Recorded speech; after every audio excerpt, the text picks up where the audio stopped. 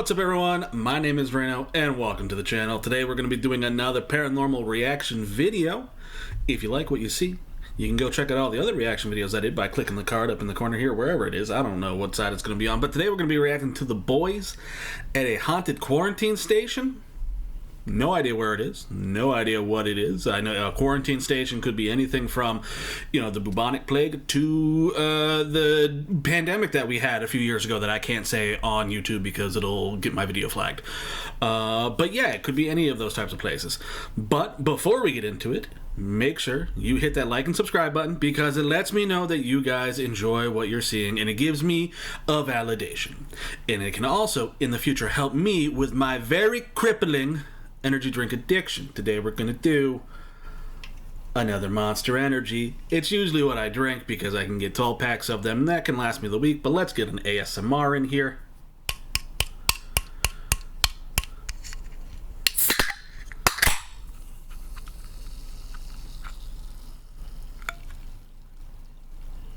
Beautiful sound and can. Got a little bit of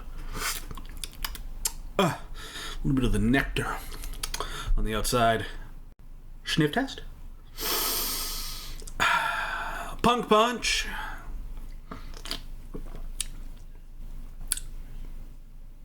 All right, now we got our energy going. We're gonna get into it. We're gonna go over the boys and how they get their, their stuff that they've got, their evidence, one might say. This video was actually requested to me by a viewer, so thank you very much for requesting that. We're gonna go over it. Hopefully, they get some good stuff in here. But yeah, I guess let's get going. 150 years. This is where Australia sent the sick to disappear. Every incoming passenger ship was docked and quarantined. Everyone isolated. Okay, so if it's 150 years, we know that it's not the most recent one. My guess is tuberculosis. Tuberculosis was a very, very deadly disease all throughout human history.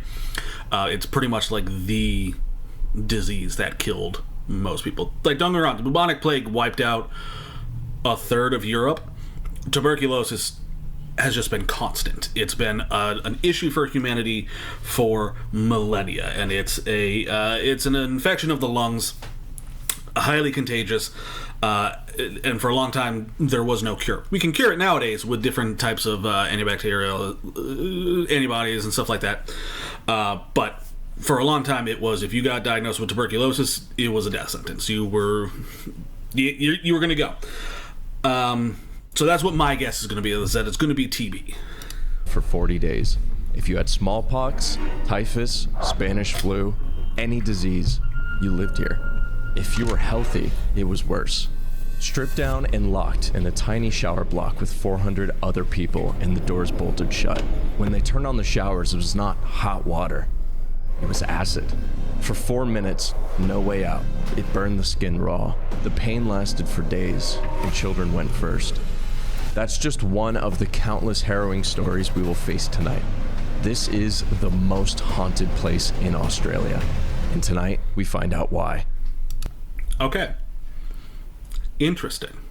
So it wasn't just TB, so it was smallpox, a whole bunch of other things. Smallpox today is virtually non-existent. We wiped it out with vaccines and stuff like that because they work. Shocking. What a surprise. Science is correct, and that one guy on Google who caused all these fucking problems for vaccines was wrong. But it's interesting that they used acid baths to burn away people's skin and stuff like that. I know history that you see when it comes from a lot of places that England went to and colonized tends to be pretty buried and like kept hush-hush and kept secret. With the exception of the United States, because the United States has been very much open about all the atrocities that we've done. And it sucks. But it's also kind of a good thing because it's like, hey, listen, like, we did this shit. And like today, people are like, hey, it's fucked up and we're sorry for it. It's only been recently coming out within the past like 5 or 6 years of all the fucked up shit that the other places that England colonized and Europe colonized, like the schools in Canada where they've been finding just countless bodies of native children. that were buried there. No one knows who they were. The stuff that they did in Australia to the Aborigines and the natives there, and boiling people's skin off with acid. All that stuff would have been kept quiet for a long time because of reasons. But yeah, let's continue. I'm very curious to see what they find, and I'd like to know more about this place because I have no idea where this is. I've never heard of this place. Welcome to the quarantine station. So we are starting at the hospital here at the quarantine station. The hospital has a lot of history and a lot of sightings. As you can imagine, a lot of sick people here. A lot of sick people here, a lot of doctors getting sick. Let's go up to the hospital and I'll tell you more about it. Let me do it for you. Look how much we've leveled up our editing. We put Kermit, let me do it for you. Are you afraid of moi, Kermit? Anyways, the last video I reacted to was also a boys video. I forgot that there's like 6 of them because there's only 3 in that one. So yeah, big groups when it comes to investigating can be both have pros and cons to it. You can have more people with more equipment to be able to capture more areas and more stuff, but at the same time that also means that you have more people who can contaminate said stuff, not intentionally. It's going to be, if someone coughs or sneezes right in another room, you might hear it in the other room and be like, oh my god, what was that, instead of thinking like, oh, that was just Jared who sneezed. But yeah, pros and cons to big groups, and these guys I think are veteran enough to know when things are like the other groups of people. I still don't remember any of their names. I know one of them's Narrator, and then one of them's Juicy. I believe Juicy is the one who's in the sweater, like this. This guy's got like this design on his shirt. There's a guy in a sweater version of that, which I think is pretty cool looking. Hey, I'd love a discount code to merch or something like that, or free merch. I'm poor. I can't afford anything.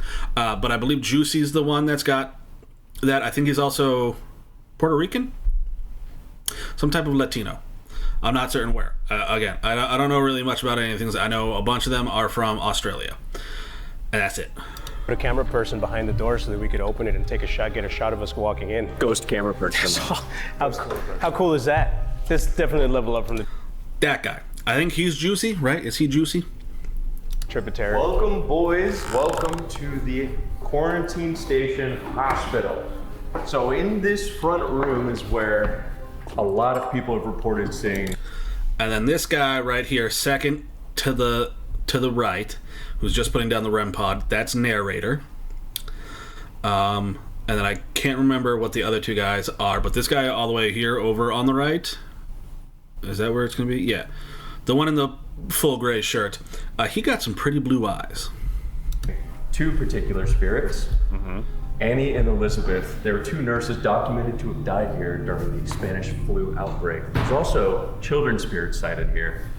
These are original beds. Look at that. So if you had Okay, Spanish flu was also a huge pandemic back right after World War I. The reason why it's called the Spanish flu is because Spain was like the only country to acknowledge that it was a thing happening before it really took off. And that's kind of why we get the name the Spanish flu, because they were the first ones to actually start like saying, hey, there's like a pandemic happening. There's an issue going on. Like soldiers are coming back from the war. They're getting very, very sick. We're going to start documenting it. And everywhere else was just like, yeah, people are just dying, whatever, who cares? So then it gets the name Spanish flu. you'd be kept there. The original beds are over there, bro. Yeah, these are still like 100 years old, but the original beds are in that room. The actual ones. Is it Ligma? Yeah. If you had ligma, you would have been kept here. Don't finish it. Ligma balls. Can someone tell me who Steve Jobs is, though, in the comments down below? Do they know who Steve Jobs is? Because he died of ligma. Ghost joke. It's a ghost joke. Ghost joke. Hello, spirits of Quarantine Station. My name is Juicy, aka Gage. Okay, so he's Juicy. I'm never going to remember any of their names. aside from narrator, and that's just because he sounds like a narrator, like the classic, like old school movie. In a world where ghosts reign supreme. I'm sick. Hello, I'm Eddie, and I'm actually sick. Hello, my name is William. I'm not sick. Hello, my name is Grant, and I really want to communicate with y'all. Hi, I'm Josh. Hi, Josh. Hi, Josh. Hey, Josh. And I want to talk to you guys. What are the odds that I actually get sick right before we come here? Yeah, it's weird. It's pretty weird. Especially since they have a specific non-white ward. Yeah. Trigger item. Yeah, Eddie's the trigger item. We brought a sick f***ing minority here, and yeah. He did bring up a good point, though. He's a rich minority, so wherever they put It doesn't matter. Yeah. Okay, pause the video. I gotta show you something. You're gonna like this. Wait. You see this? For the first time ever, the boys have released a women's range of clothes called B-Side. We heard your comments, and we think that this range is really good. That's right, we've carried over exactly what makes the boys' designs so good. From our pops of color to our unique, high-quality designs, and of course, the Japanese typography. It's mwah! It's beautiful. The range is super versatile, so you can mix and match. There's zip-up hoodies, a hat. There's also a cool scarf bandana thing that you can style as a bandana top. And it's live on the boys.store right now. There is also a off-the-shoulder crop tee and a halter neck top that looks super stylish. Yeah, my missus is in love with this collection. She really enjoys the off-the-shoulder top. So if you want to drip out your grandma, gal, sister, bestie, mom, and or auntie, make sure you check out their new women's range. We're changing the name of the channel to The Women. Drip out your grandma. If you have the power to do that, you should do it immediately. Let's go to the boys.store and check it out right now. And if you buy any, make sure to post it on socials and tag us. So yeah, we're in a 100-year-old, literally tuberculosis hospital with just all the worst diseases that you could possibly imagine. They cram them all together in here. Yeah. Imagine being in here and being like, yeah, Spanish flu, bubonic plague, syphilis. 1 in 5 people actually have syphilis as well, in case you didn't know that. Mully facts. They didn't actually know the difference between like a viral or bacterial infection or anything. So they're sick. Just put them all in one spot, and the ocean air will make them feel better. Yeah. Yeah. So no matter how sick you were, you could have. That was actually something that you would do with people with tuberculosis, actually. If you notice, a lot of the tuberculosis quarantine buildings would be in wide open places, right? Like no other buildings really around them. They'd be in open fields, ocean sides.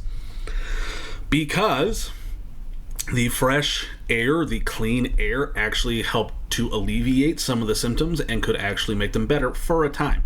It was still a death sentence, but that open area did tend to help alleviate some of these symptoms. Them throwing in everyone else at the same time, yeah, absolutely. Medicine has come a very, very long way, and it's only thanks to science and medicine that we understand a lot of how these things work. So, got to give props to all the nurses and the doctors out there, all the first responders who handle all the disease and everything like that. You guys do an amazing job. I just got to give you guys props for that. Have like a pretty minor illness that is still worthy of being quarantined. You could be like Chinese. You could be Chinese, and then they put you next to a guy with tuberculosis. And now you're Chinese with tuberculosis. Which Actually, is a terrible deal. Here, it was worse for the Chinese because they had an actual separate ward just for Asian people because of how racist things were back then. Well, it's just anyone who wasn't white. REM pod. It's over there. I put it out the front door. Temperature. It's hot as balls in here, by the way. It's peak summer. I don't know how the temperature's dropping. So this place is Summer, hot as balls, he's in a sweatshirt. I could not. Like, this guy, I think he said his name is Josh, the one who's center camera right now, the gray shirt. You can see the sweat shining off of him. It's hot. How anyone can survive in a sweater is beyond me. very cool. A lot of it is original. Now, fun fact about a lot of this place when we're getting walked around, 90% of it I feel like is burnt down. Yeah. Like a huge amount of the buildings that are original here have burnt down. Not the ones that we're visiting tonight. These are all the original buildings. But I just think it's super interesting that she's like, yeah, so that burnt down, that burnt down, that burnt down. I'm like, okay. So that back room is particularly nasty, according to every person who's ever done a ghost tour here and all the tour guides. This front room is where you normally contact the nurses. And like child spirits giggling sometimes. So this is the easier, safer, hopefully nicer room compared to over there. Yeah, where it is reported that a 6-foot shadow figure is seen very, very often, who they think is a previous doctor at this hospital. 7 foot. He was 7 feet. 7 feet. We've just been told the shadow figure was 7 feet. Holy shit, and he drives a Hellcat. That's an odd. So he was like 6-7 feet? Is that what they're saying? Okay. I'm sorry. You guys can yell at me in the comments for that. I'm sorry. Number of feet. How did he walk? Whoa! Whoa! A lot of people died here. Yeah, this is basically, if you remember Ararat, this is like a bigger version of Ararat for people that are sick. So they just kept them all in one spot away from everyone else, and it was kind of like a little functioning township, if you will, and it was just filled with suffering. I don't know what it is with Australia and just cramming all the suffering people together. That was mental suffering, and this is like physical suffering. Illness suffering. Yeah. Yeah. That it's not just Australia. Happened all over America, all over Europe, all over Canada. Pretty much throughout all of history, or not all of history, but for a large portion of history, if there were sick, if there were mentally ill, if there were people that were poor or, could not get a job, they would just shove you in these buildings and essentially let you fester, let you rot, and forget about you, because it was kind of a don't ask, don't tell situation for a large portion of history, right? They mentioned the asylum that they went to. We've talked about asylums before in previous videos where, anyone who was even slightly mentally ill, right? Or someone who might be, like, hey, they're slightly autistic and they're just a little quirky, but it's too much for the family to handle, or they don't want people to, question them or, look down on them. They would send them to an asylum and just forget about them. They would never visit, they would never talk. If they had to send money to the hospital or the asylum, they would just quietly send the check and, forget about it. And that's all the interaction that they would have with that place. Same with quarantine stations like this, where if there's a lot of sick people, most of the times family did not come and visit because you ran that risk of getting sick yourself. So they would just kind of send you there and forget about you. They're very sad places. A lot of torment and depressive areas are going to be in these buildings, especially now that they're long since abandoned, or they might just be, refurbished enough to be like a historical site or like a museum of some sorts where people can come in and learn the history of it.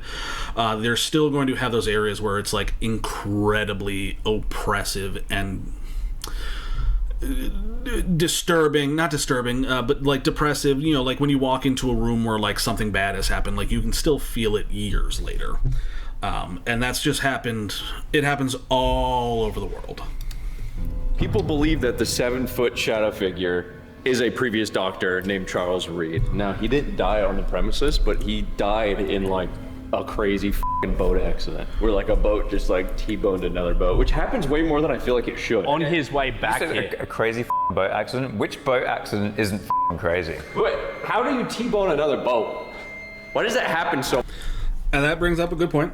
So they mentioned that he did not die here at the hospital, but if a spirit has a strong enough attachment to a place or an object, after that person dies, they can then essentially be trapped or stuck to that place or object, right? So say you spent most of your life on a stage, right? Your local community theater, right? That was your favorite place. That's where you spent all of your free time was there. All you wanted to do was act or sing or entertain on that stage. And then you suddenly pass away, right? You die violently, or you could have even passed in your sleep, right? Like you just pass away essentially. That's all that really matters, is that you pass in some way. Your spirit then has such a strong attachment to this place that it will not pass on. It will go to that area, and sometimes that can be a spirit that has the ability to interact with its surroundings. Sometimes it could just be an imprint of a memory that happens, right? And we call those residual hauntings. So basically what that is say there is evidence of a haunting where it's a person just walking down a hallway, and people hear the footsteps every single night, right? Every night they hear the footsteps. It's at the same time every single night. Well, that could be because this spirit had such a positive or negative impression of walking down that hallway every single night at that time that it left an imprint, right? So it's basically just playing on loop. You can't interact with this, right? Like, you can't stop the spirit from walking down the hallway. You can't ask that spirit questions. It can't respond to you. It's like a GIF playing on repeat at the same time all the time, right? So it just constantly keeps going, and you can hear the footsteps, or you can see the spirit walking through walls and stuff like that. That's called a residual haunting. So there's no way you can interact with it. It's just an imprint of a memory that spirit has, versus a spirit that you can interact with, which is an intelligent haunting, where the spirit just is located in that area. So places like this, you might have a lot of residual hauntings where it is, they keep seeing this 7-foot tall shadow man, right? Is the shadow man interacting with people? Yes, okay, then it's an intelligent spirit that is trapped there. Is the shadow man just doing his rounds and he does not interact with anyone no matter what you do? He could just be a residual haunting. He could just be the residual energy that can only manifest itself in the form of a shadow. So, curious to see what evidence they're going to find of this 7-foot tall, and what evidence they have previously heard about from this.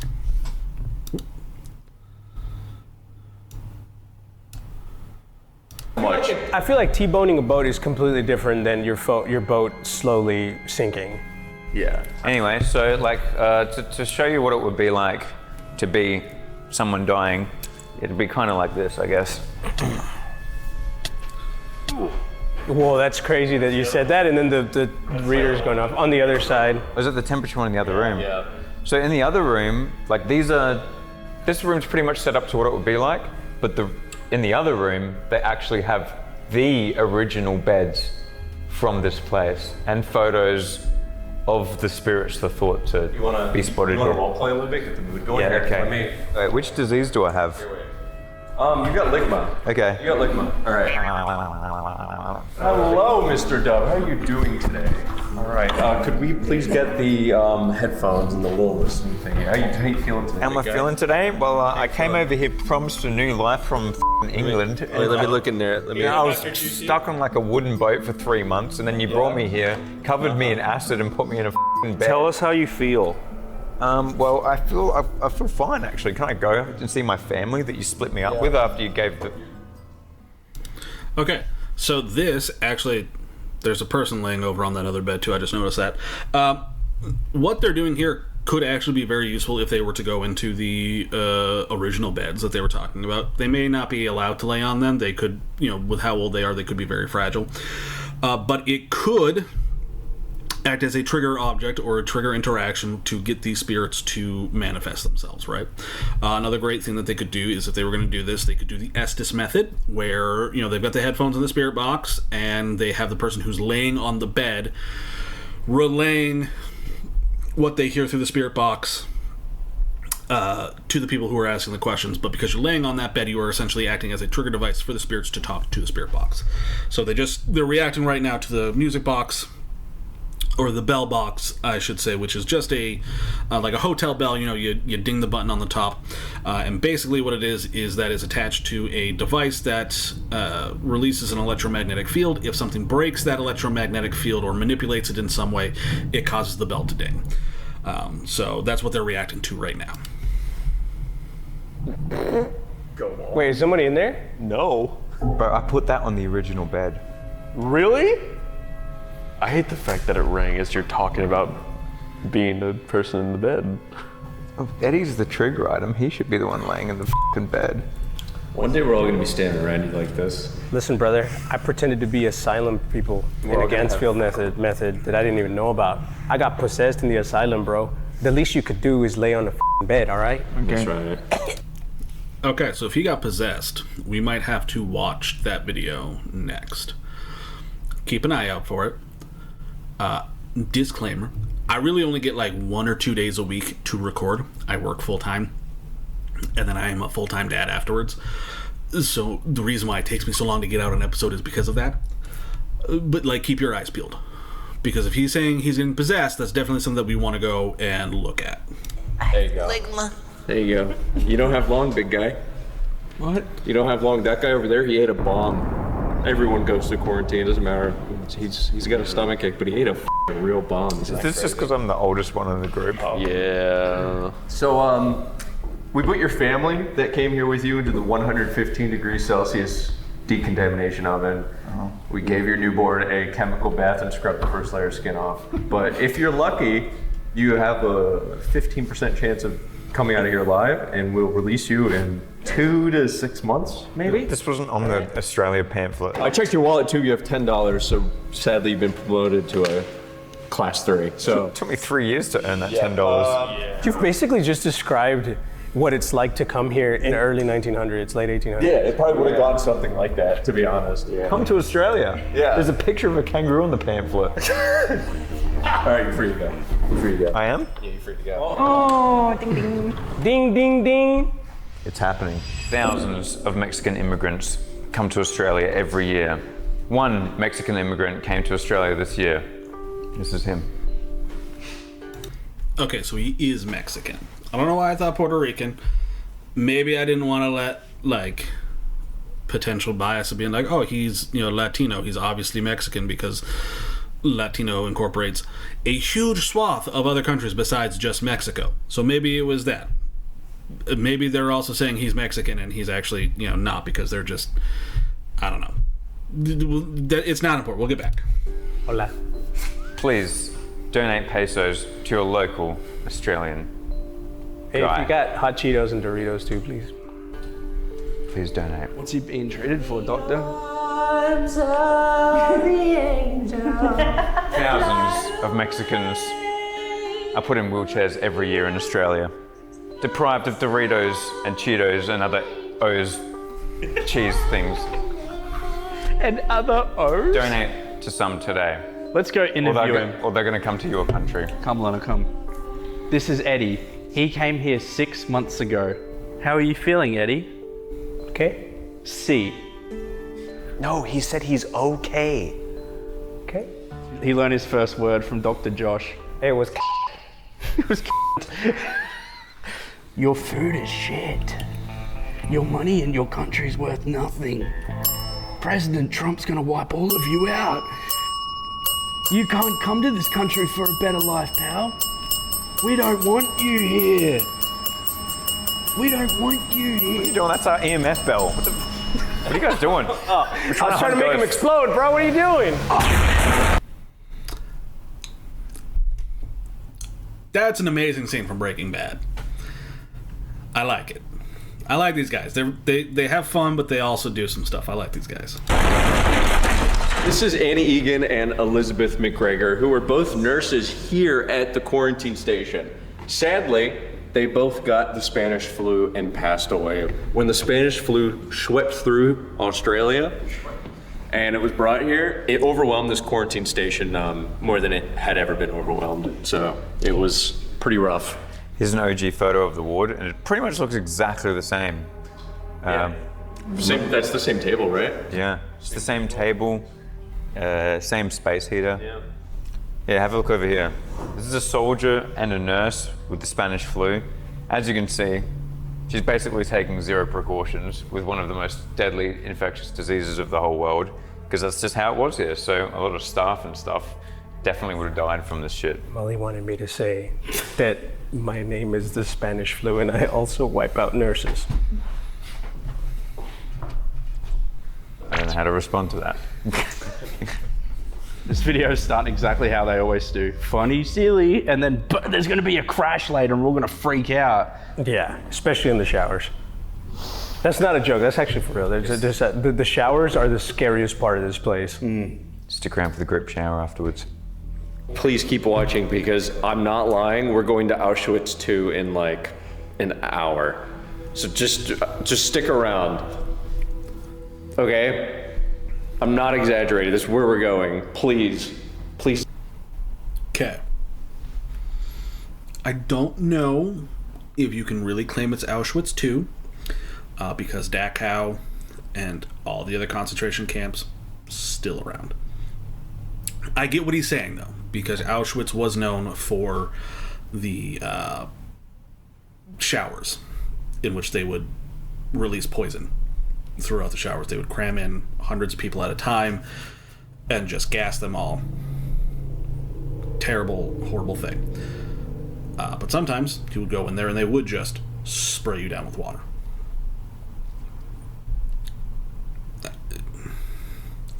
I'll leave it up to you guys whether or not you think it's appropriate for them to call it that. I personally wouldn't, but I get the connection he's trying to make, is what I'm saying. Don't click off.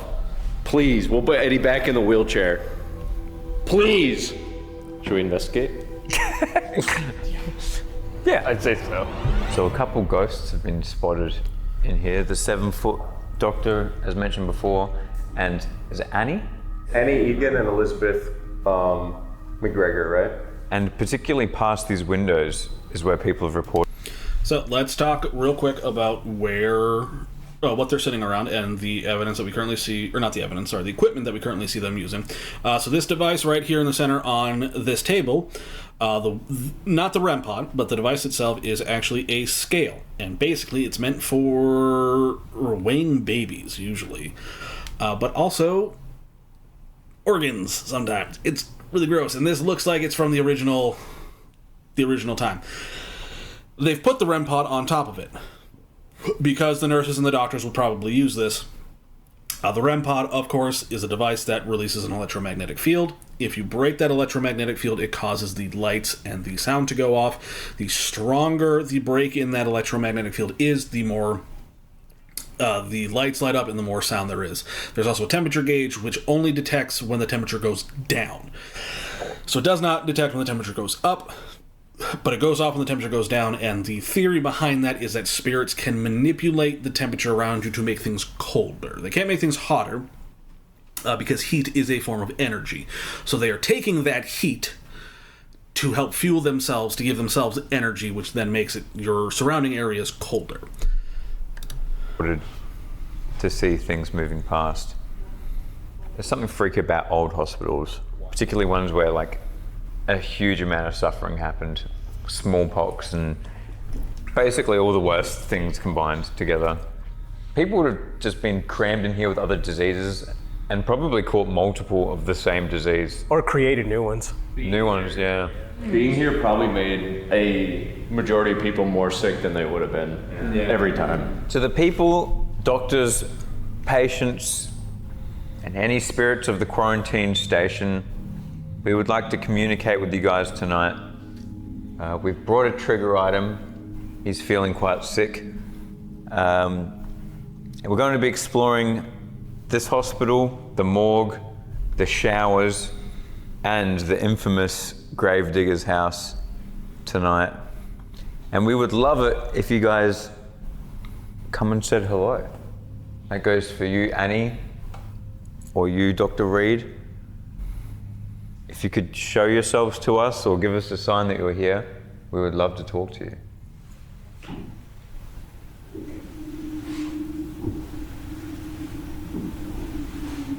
What is that? The wind just picked up like crazy. Yeah, the wind Instantly. It sounded crazy in here. Yeah. Should I turn my light off so we can see shadows? Yeah. Did you hear that? Why is it every time we do? Okay. Cool. So I've been waiting for them to show Juicy again on screen because I want to talk about the device that he currently has in front of him. Now, I don't know the official name of it, but basically what it is you can see it laying on the table here, and it's connected to the headphones. At the very tip, where you can kind of see it's more of like a silvery color than a black color, I don't have my cursor recording, so I can't really like circle it. But you can kind of see there's a black bar, a black box, and then like a silvery gray box. Now that silvery gray part, those are actually microphones. And they are incredibly sensitive. So what he is doing is he's got that place and he's got the headphones on and he's listening to all of the noise in real time, right? So he's listening to everyone talking, but they're also so sensitive that they can pick up on sounds that we can't normally hear with our own ears. So he could hear something like a whisper said in a different room, right? Depending on how sensitive these mics are set to. He can hear the creaks of the floorboards, people shifting and stuff like that. It's a great way to get a lot of EVPs that you can hear in real time, right? And you can say, you know, while he's doing this and everyone's talking, hey, I heard a whisper come from this side, right? So the left side, so somewhere over on the left, someone has whispered, right? Or there was a creak over on the right, right? So we can go in and then we can go and talk in that area and see if we can find something more evidence-wise. So I just wanted to bring that up because I haven't really seen them in the videos that I have watched use one of these before. It's a very high-end piece of equipment. You don't need to have one if you are going ghost hunting. The howling that they point out was just the wind. So we know right now it's going to be a very windy night. Clearly, if the wind is strong enough to make that loud of a noise and that long of a noise. So you have to be cautious with that, with all of your EVPs, because you have to account now for the elements and it being windy. Who this? She just got a fight all the time. I get nervous. I find that. Is Elizabeth or Annie? Are you here with us? You okay? You okay, Annie? Are you okay? Even I thought that was bad. Yeah, sorry, man. I'm glad I'm not the only one who thought that. I played D&D with a character whose character's name is Annie, and I have yet to be able to make that joke. And that's all I want to do is make that joke to them. I need them to get hurt. So my character can be like, Annie, are you okay? Annie, are you okay? Are you okay, Annie? How about this? Knock back.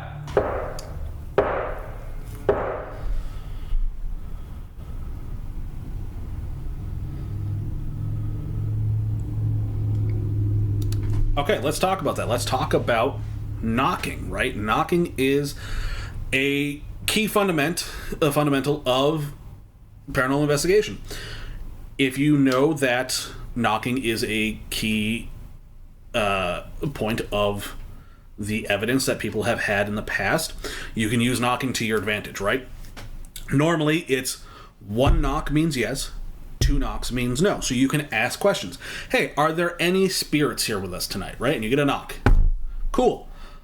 We got a knock. Are you a nice spirit? Two knocks. No, they are not a nice spirit. They are a mean spirit.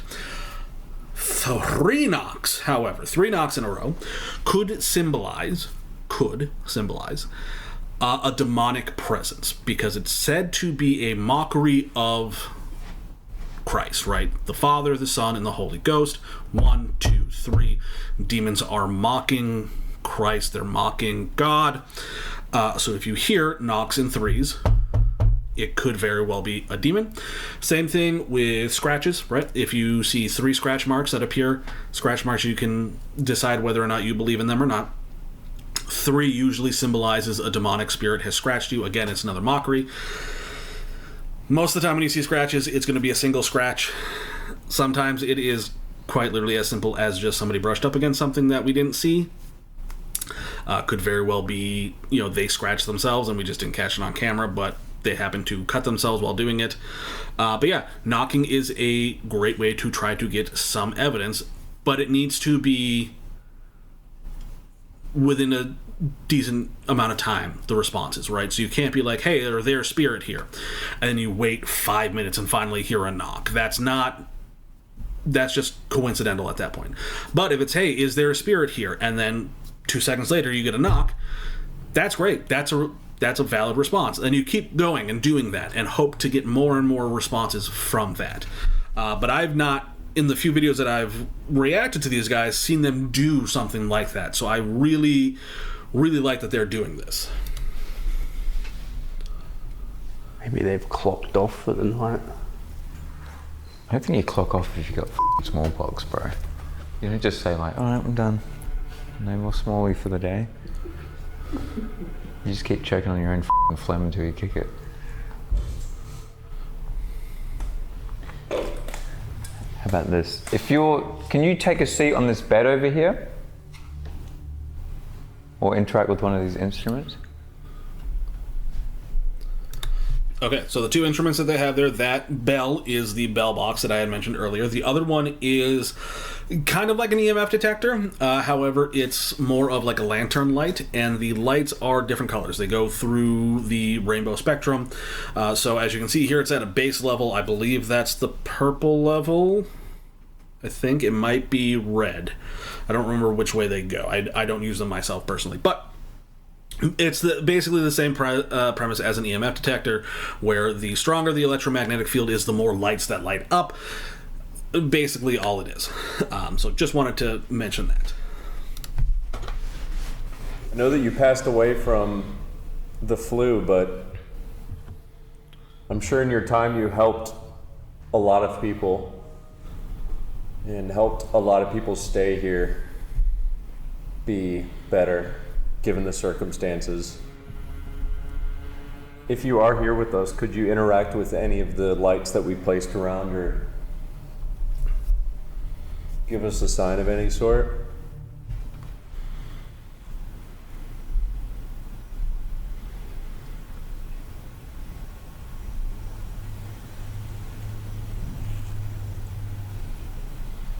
I heard a knock. No one stepped then? No, I heard a knock just then. Did you guys hear that? No. Did you hear that? I heard a knock, it was clear. Did you hear that too? It was just me and you that heard it. That was very good. Can you knock again? Oh, that one? That was like right next to it. Yeah. What the f? I heard that one too. Yeah, I heard that one. If you could do 1 knock for yes and 2 knocks for no, we would love to talk. Does that sound good? Vibes instantly changes as I heard that knock, bro. Yeah. We understand that a lot of suffering people were brought through here in the early days. And we were wondering if we could perhaps hear about any of your experiences. We understand that a lot of you may have died from Spanish flu. Annie, are you aware that you died from Spanish flu?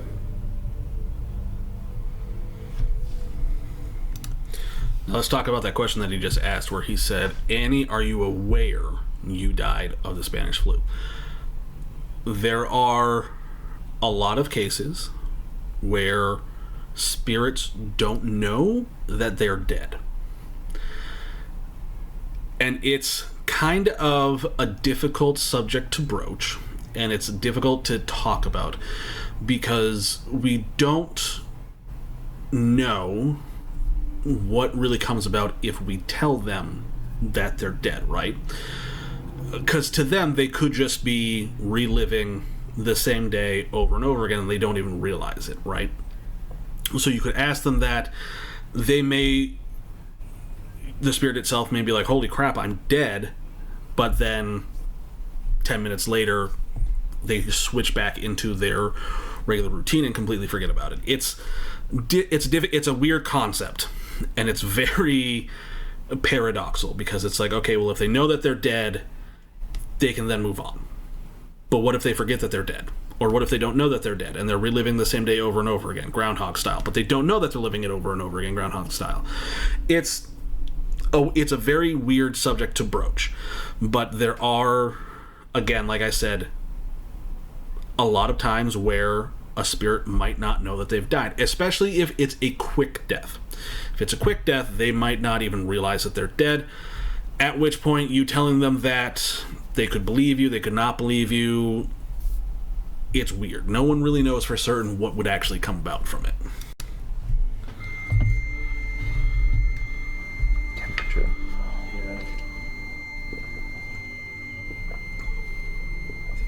Can you interact with some of the other instruments to show us? The glowing lights on the original beds?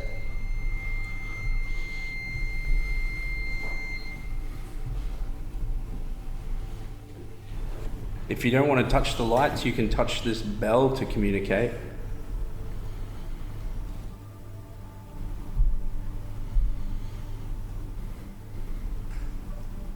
Do you think that's... Oh. Whoa. That was very good. Can you touch it again, just so we understand that you understand? Okay, so it just went off, which is a good piece of evidence. However, anytime you have something that deals with electromagnetic fields and anything like that, I have to take it all with a grain of salt, purely because I am not an engineer. I don't know how these things work. I don't know the mechanics behind them. To me, if I were to look at this, right, I see the bell, I see the box, and then I see this weird little knob over here. And I'm sure the knob is an on-off knob, right? However, if I were not giving them the benefit of the doubt with this, and that's why I think it's an on-off, I'm giving them the benefit of the doubt, I would think that this is something that you can manipulate to essentially cause it to go off at certain intervals, right? You twist it 3 or 4 times. That means that, every minute or every 30 seconds, it goes off, and then you, as the person on camera, time your questions to get those responses, right? I'm giving them the benefit of the doubt because I don't know the inner workings of this device, and I'm going to assume that this is an on-off knob. And it's a knob to make it look pretty.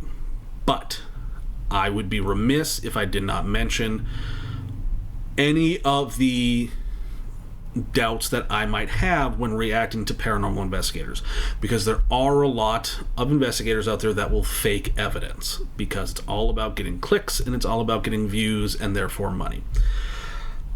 I'm giving them the benefit of the doubt.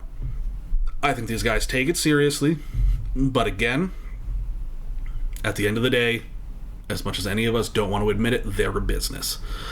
And in order to afford to be able to go to all these places, they have to be able to get views and results from it. So, benefit of the doubt, I'm assuming the knob is an on-off knob, and that it's not something that you can just continue to twist to then time things properly. Oh, bruh. This is the part where I'm like, this is when it starts. the silly goofiness is gone now, boys. Well, let's say a name. Annie, is that you? No way. Elizabeth, are you here? Charles, are you here? Mr. Reed? From what the guides say, he's seen a lot just watching through the windows and moving past the window, which is terrifying, by the way. Yeah, hate that. Annie, do you know that you're dead? Do you remember getting the Spanish flu?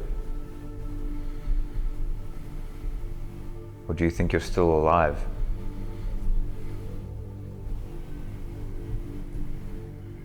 Are you still here? Are you working today, Annie?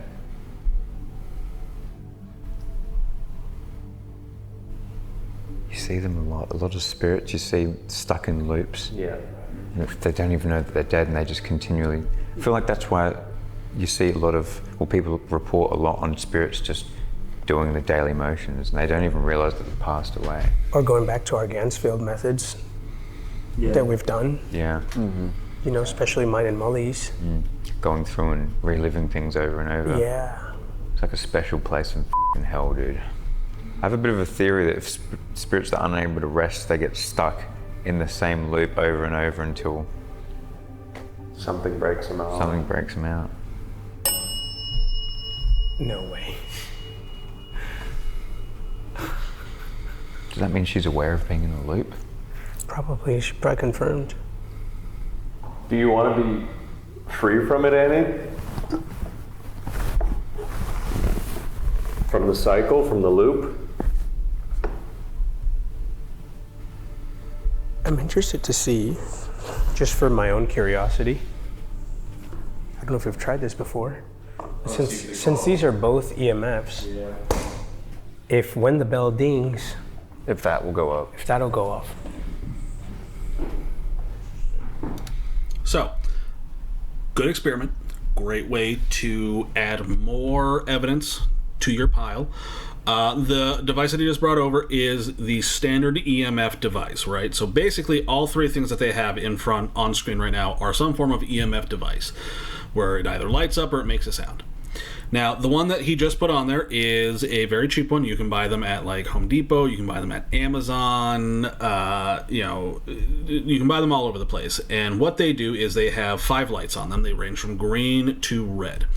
The stronger the electromagnetic field that it detects, the more it lights up. Now, these can be used to find like wires in the walls that might be stripped, because when a wire is damaged inside of a wall, it's going to release more electromagnetic energy than one that has, like, it's fully sealed, if you know what if that makes sense.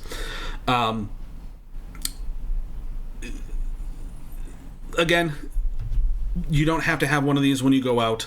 The best thing to do with them, with these electromagnetic EMF detectors, the one that they just placed on there, is to go around the entire location that you are going to be investigating. When you first get there, you go around, you take this device around, and you essentially go into every room, and you just kind of follow the walls, and you go to the center of the room, and then you rinse and repeat in every single area of the location to find a baseline of what the electromagnetic fields are in that area. So that way, if say you go into the bedroom and you first do your sweep through with the device and it doesn't light up at all, you can then say, okay, well, when we came in here earlier, nothing has changed, right? We haven't turned on any of the equipment, we haven't turned on any of the lights or anything like that. It was a baseline 0, so just that first green light is lit up. And now when we're in here and we're asking questions, suddenly it starts lighting up. And we can say definitively that it is not something that was already in there that's causing the issues like wiring or an appliance or something like that. Most of the time you don't see paranormal investigators do this because it's something that they just kind of do when they're trying to get like their B-roll footage, or when they're doing an initial walkthrough with a tour guide or something like that. They'll have it and they'll have it out. Some places will show you doing that. Usually it's when they are getting other evidence while they're doing their walkthrough investigation. So I like the fact that they're adding this third device in to see, you know, if when the bell goes off, if that lights up, because theoretically it should. This place is so creepy. Can you just imagine it 100 years ago, filled with just moans and people f***ing suffering and dying? The only lights like burning candles. Yeah, everything would be echoing in here. Yeah. Annie, were you a World War I nurse? Did you care for soldiers?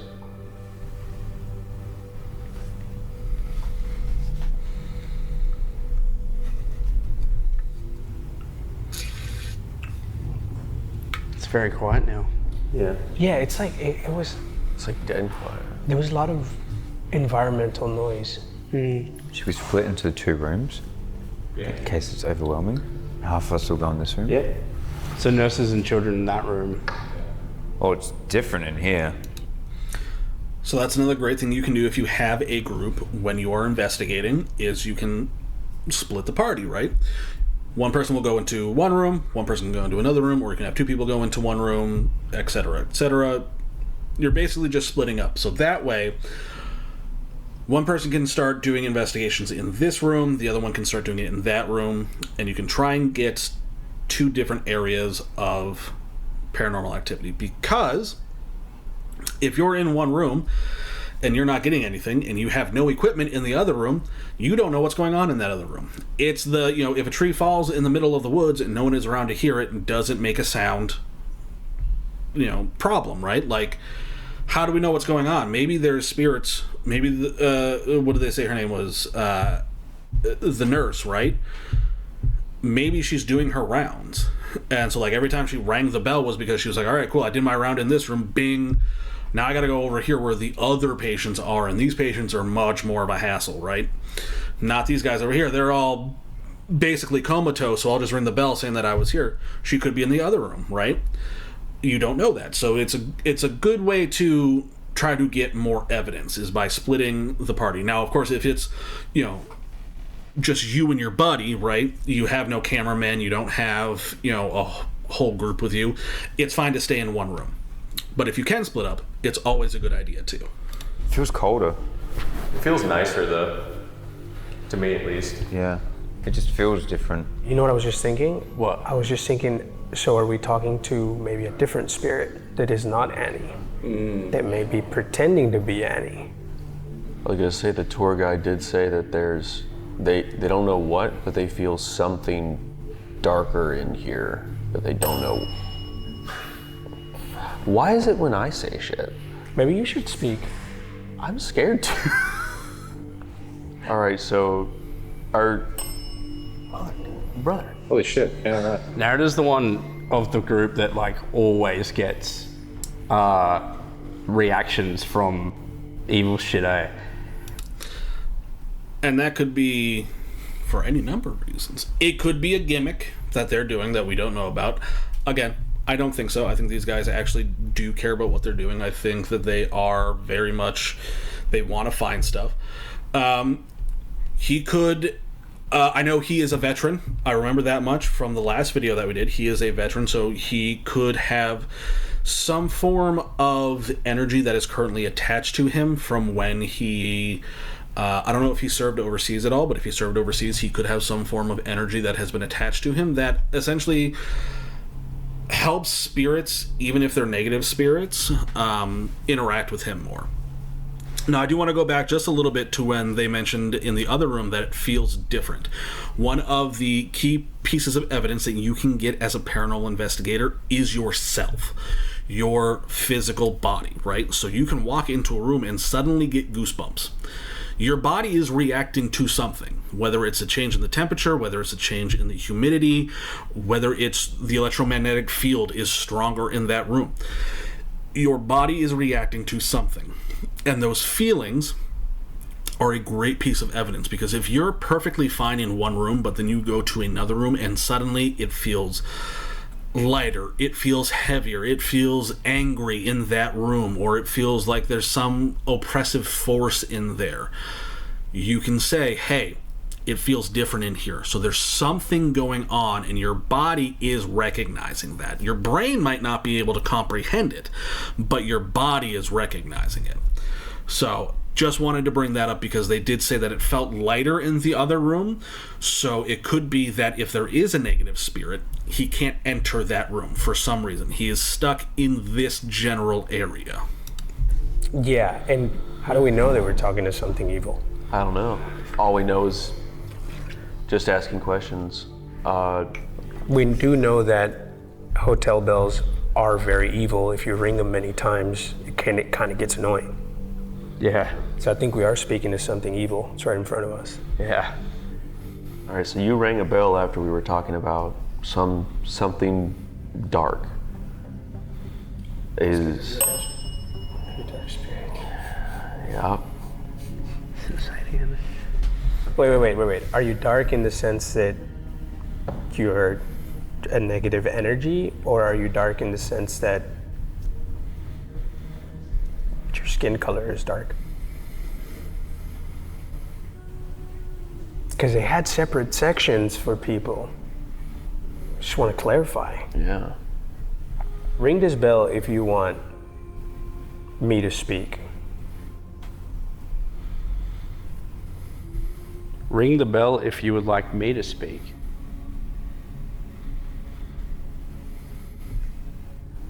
Could you ring the bell if you want me to speak to you? There's no fucking way, dude. That's crazy. That is crazy. That just happened, narrator. Because we gave it an equal amount of time between talking. Maybe it's the spirit of a soldier. Maybe a soldier came back from World War I, had the Spanish flu, is dying here, and he's like, hey, I can tell that this guy's also a soldier. I'll talk with him. I won't talk with these two civilians. Why me? All right, take the hot seat, pal. You're in the Why am I the conduit? Eddie, come sit over here. Pretend there's someone sitting right here in front of you and you're just interviewing. You're speed dating. Well, I actually have a question that I've been curious about. Okay. Is there something specific about me that spirits love to communicate with me? Is there something different about me?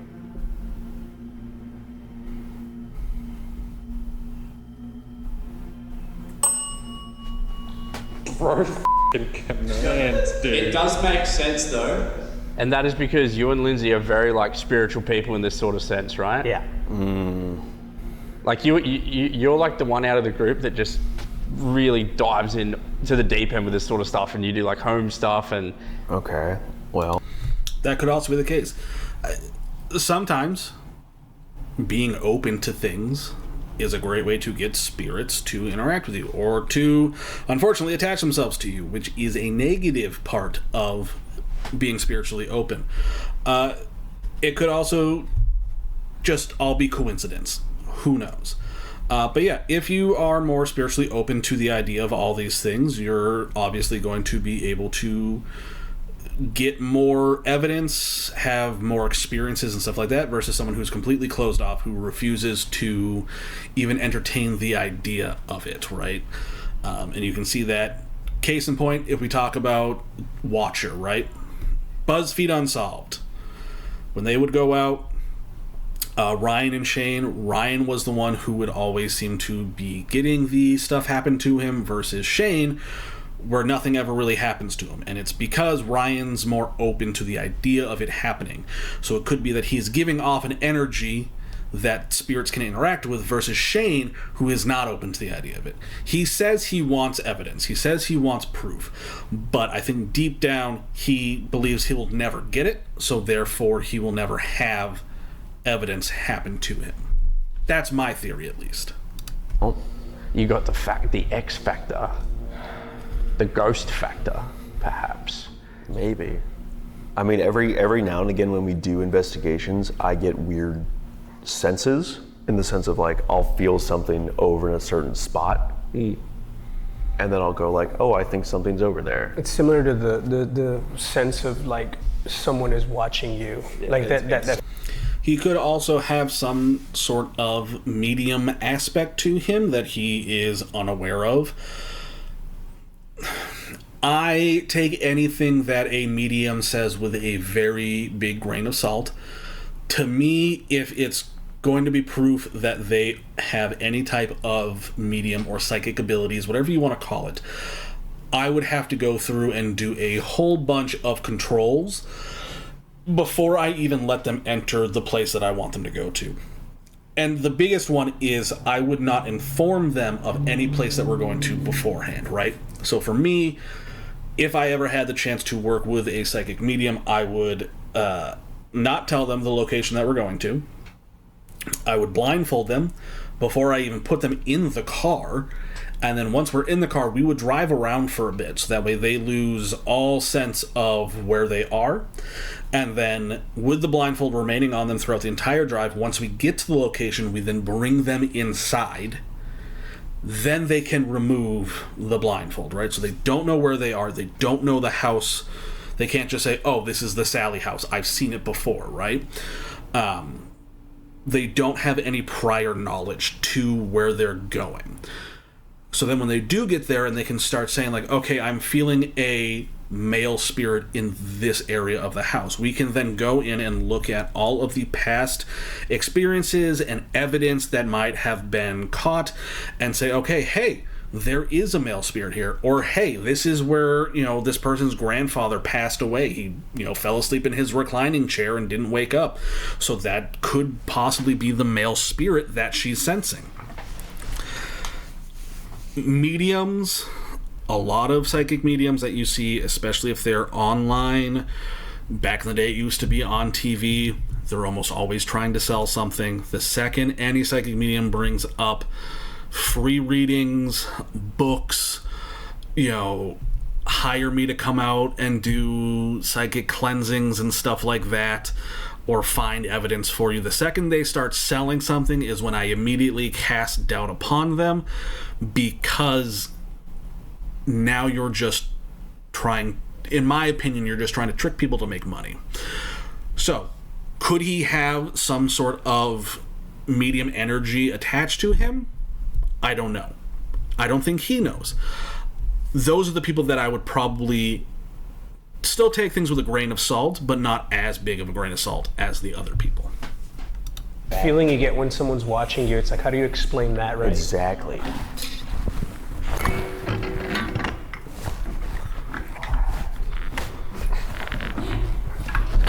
Oh, bro. Tell me what diet you went on so I can never have that. You would not believe the day that I had. He got Spanish tuberculosis. I ate the sushi at Walmart. Now my legs don't work. I ate the cheesy garlic bread from the dollar store. Now I can't bend my elbows.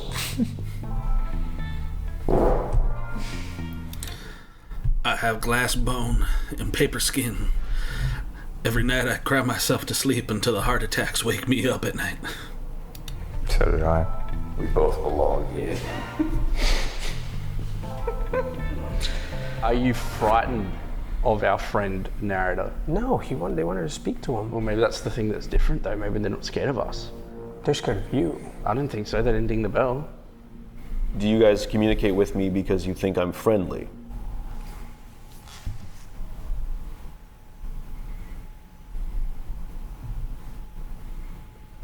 Do you communicate with me because you think I'm an easy target?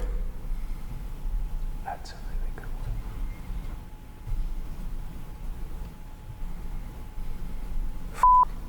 one. Glad that was off the table. I know you dinged this earlier, but just to make sure we're talking to the right person or entity, are you the darker entity from earlier? Okay. Is there? So I would not count that as a response because it happened before he even got the question out. But that's just me. Is there a specific reason why you tend to be in this room instead of the other?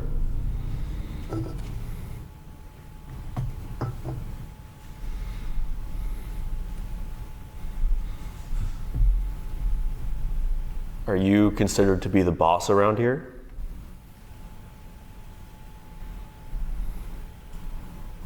Keep hearing shit tap over there. Yeah, so do I. It's like tapping on the window. Are you outside the windows looking in? No. Darkest I imagine. Is that you tapping outside?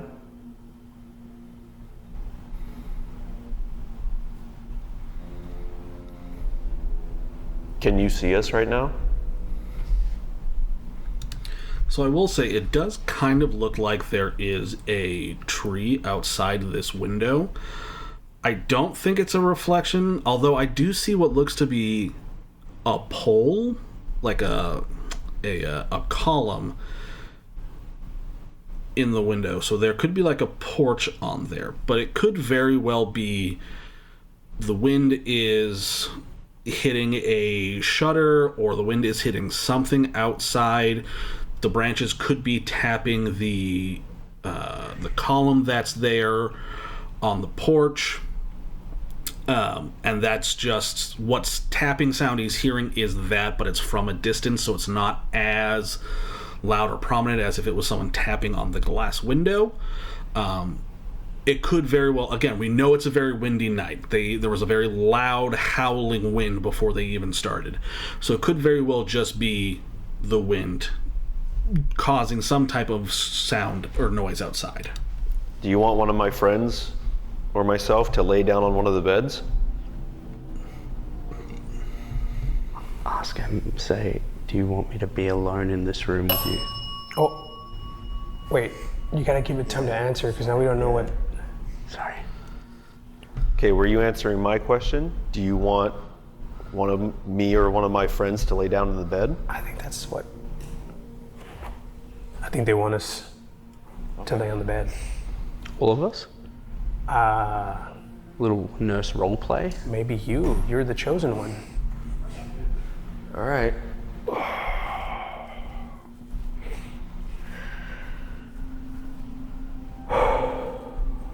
Okay. The f was that? From over there. Did you hear that? Yeah. Doctor? Is that you?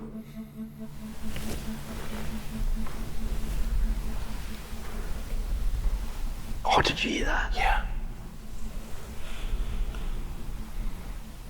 Again. It's behind me.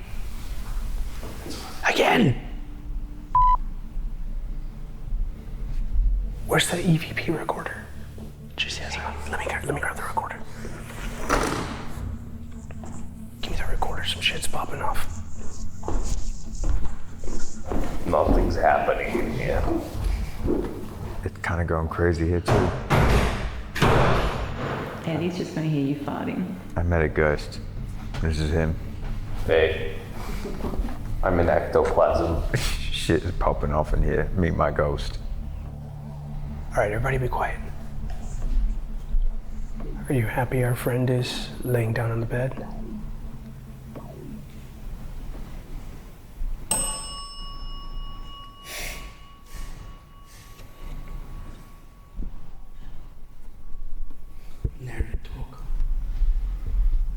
All right, I think we heard you come in.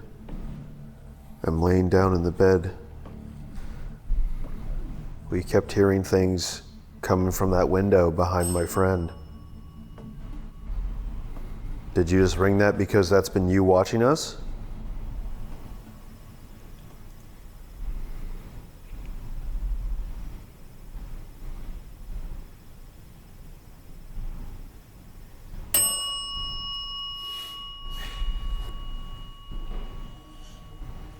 Is there a reason that you want to stay outside? We can hear you if you make a noise. Was that you by the window? Did you just look in? What the f are you saying, bro? Yeah, why'd you say that? Because I thought I saw a shadow or something. It's probably... All right, motherfucker, you're not some medium, all right? You need to chill out with that shit. That's Bro, I'm just saying, I'm telling you what I see and feel. Seen a shadow, all right? How are we gonna prove that? Yeah? All you're doing is scaring me. What do you want me to do? Not tell you and just keep it to myself? That's even worse. Is it okay if I get out of the bed? If you hit the bell twice, it'll be no. Once is yes. Am I allowed to get out of bed now? Shh.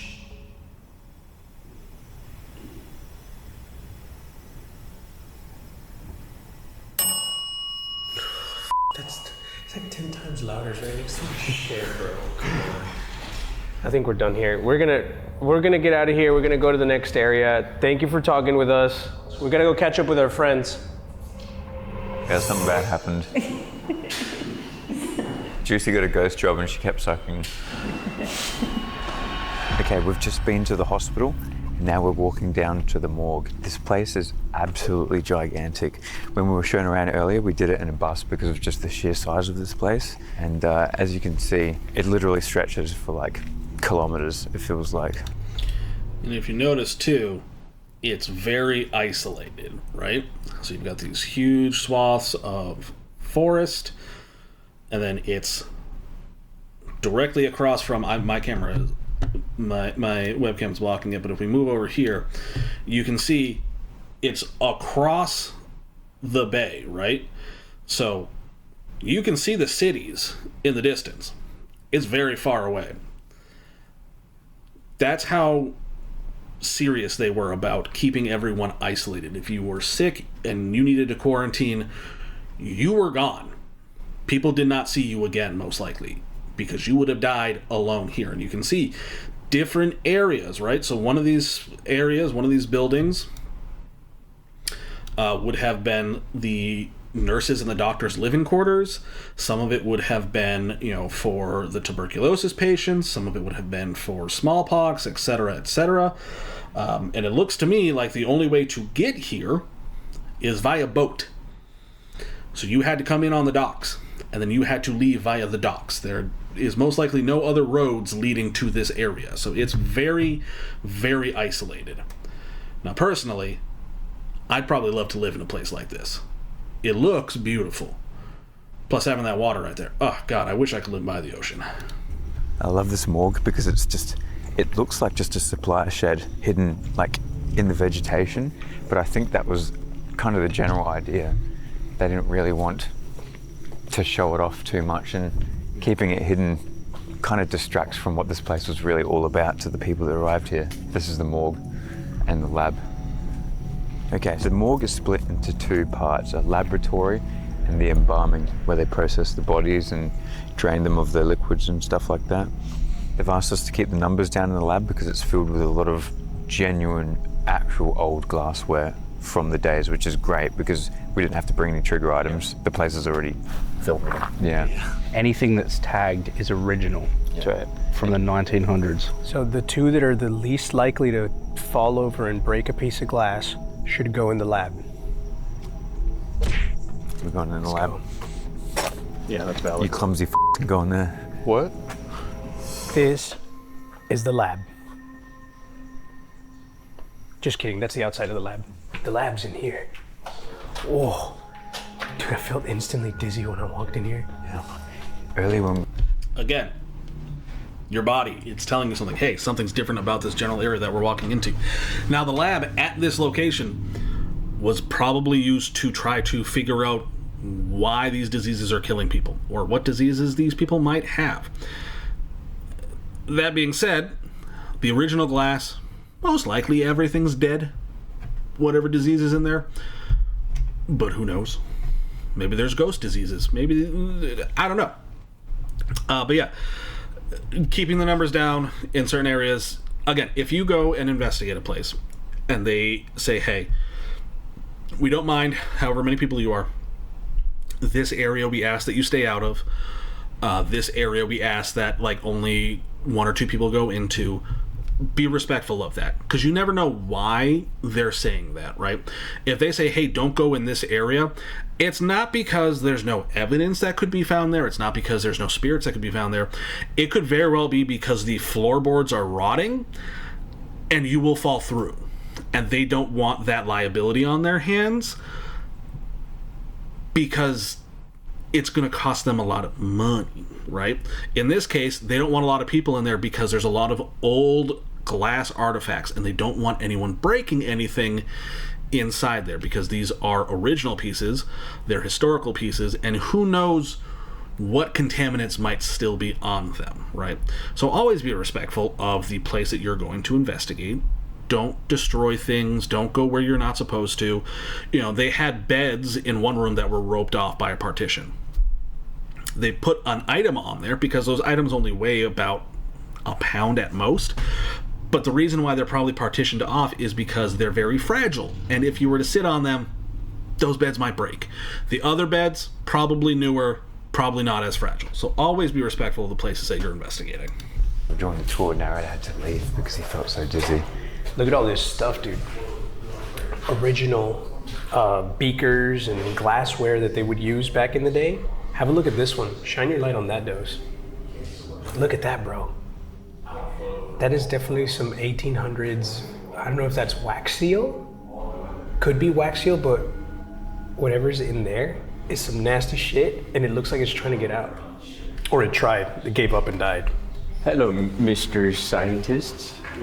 Hello there, Chum. How can I help you? I have a new fresh daddy. Fresh daddy? He's Gucci down in the socks too. Boy's wearing the tightest threads I ever seen. Damn. What can we do for you, sir? This is my assistant, Remus. Remus Gnome. Remus Gnome the third. We require some equipment, Doctor. For what, might I ask? This gentleman right here. Ah, dead body, fresh. I see. Very fresh. He died actually 13 seconds ago. Give me 2 seconds. I got something for you. Definitely this one. It's a dead bell. Yes. Let's leave it here in the center, so just in case we need to get each other's attention. Is there anything else that might interest you? What else do you have, Doctor? This one here. The REM pod. The REM pod. Very well said, sir. Is the REM pod. REM pod. REM pod. Got one more equipment for you. The pride lamp. Pride lamp. One pride lamp. If you ask what it does, let me show you how it works. Gay. It detects if you're gay. Mardi Gras. Okay, so it is purple to red. So purple's baseline, red is the strongest EMF level that it can pick up. Again, as a bi man, I can find the humor in calling it the gaydar. Some people might take offense to it. I personally don't. Again, they could call it other things, but hey, I'm not them. I'm not you. You guys can have your own opinion on it. I don't find it to be offensive. I do like it being called the pride lamp. That's pretty fun. Doesn't work. It's very straight. Take your equipment and do your investigation. Okay.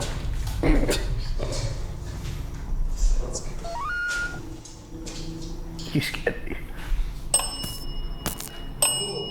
His penis is gay. Good observation, Dr. Remus. Let's start the examination of the corpse.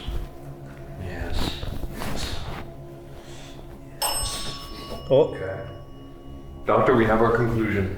What is it, Doctor? Pull out your notepad. This man died Go on. of feline AIDS. Observe small lymph nodes behind the jaws. Mm-hmm. Irritation and inflammation in the cartilage of the nose. Irritation. 2 earlobes. 2. Ew. It's a closed case. We have established this man has a gay penis. Gay penis. Okay. Gay knees as well. Write that down. Gay knees. Yeah. Okay. I thought I had... But now here's the important question. Who's more gay? The dead man or the man who's fondling the man to find out if he's gay? Just saying, fellas, is it gay to fondle another man's knees? I think so. Footstep behind us. Me too. Did you hear that? Yeah. Dose is there though. Dose. Did we Somebody just stepped behind us. Yeah. Yo, I got chills right now. Oh, it's rising. Whoa, what the? Whoa, what the? Ollie, control yourself. Whoa. REM pod. That was the ring pod actually that was off, right? Oh. Dude, set up the other equipment as well. Or pass us something to set up over here. Yeah, here, let's go. Dude, I definitely heard some. I think right here would be a great place to do an Estes method. Like, it's the morgue, so this is where every dead body ever for this quarantine station came to. There's not a single person who died on this property that did not come to this particular table. This would be a great place to do with an Estes method. Shuffling behind us. I don't even want to look behind us. It is f***ing menacing back here. Dude, it's pitch black behind us. If you're here with us, please give us another sign. We want to make contact. Do you want us to keep pretending to touch this man's knees? Do you want me to touch them for real? I can do that. You want me to? Maybe it's because you were actually acting out some of this temperature. It was either a ghost or Molly's sexual energy earlier. Yeah. If I keep pretending to do stuff. I know, it's almost like because even though we were in a joking manner, You we're were still actually acting it out. Yeah. Is that it? Because maybe that's what happens. Maybe we just start acting it out, or like Maybe if there was a spirit or some interaction, they were reminded of what they used to do. What would have happened to their body. Yeah. It's worth a shot. I'd start poking at them. All right, go over here. Dr. Remus, just pretend to hand me a bottle of some shit. Thank you, Dr. Remus. See, they like it. They like it. We just gotta keep acting out. The corpse has got some gas left over in it. It's natural once the body. Didn't they say that goes there into was an entity that's technically a prankster? There's a prankster ghost. Yeah. Somewhere.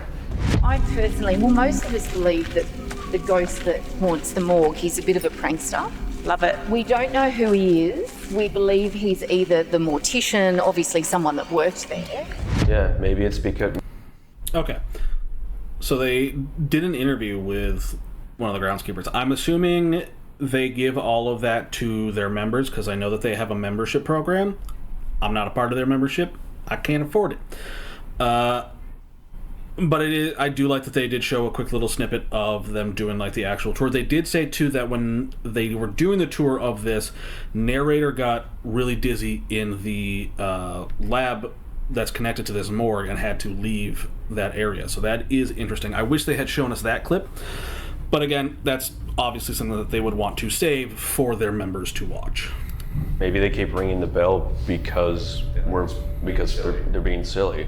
Because you have to have a sixth sense of humour to be a mortician. Maybe. Is there someone in here with us?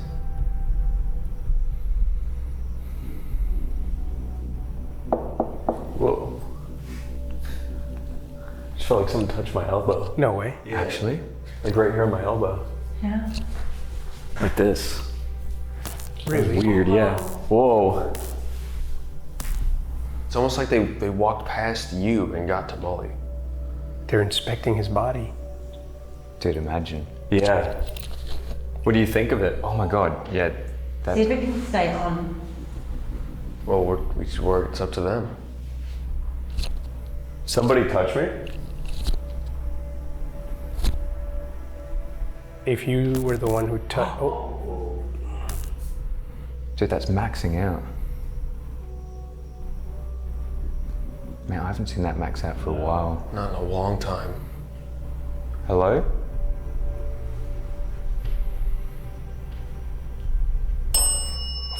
Oh, dude.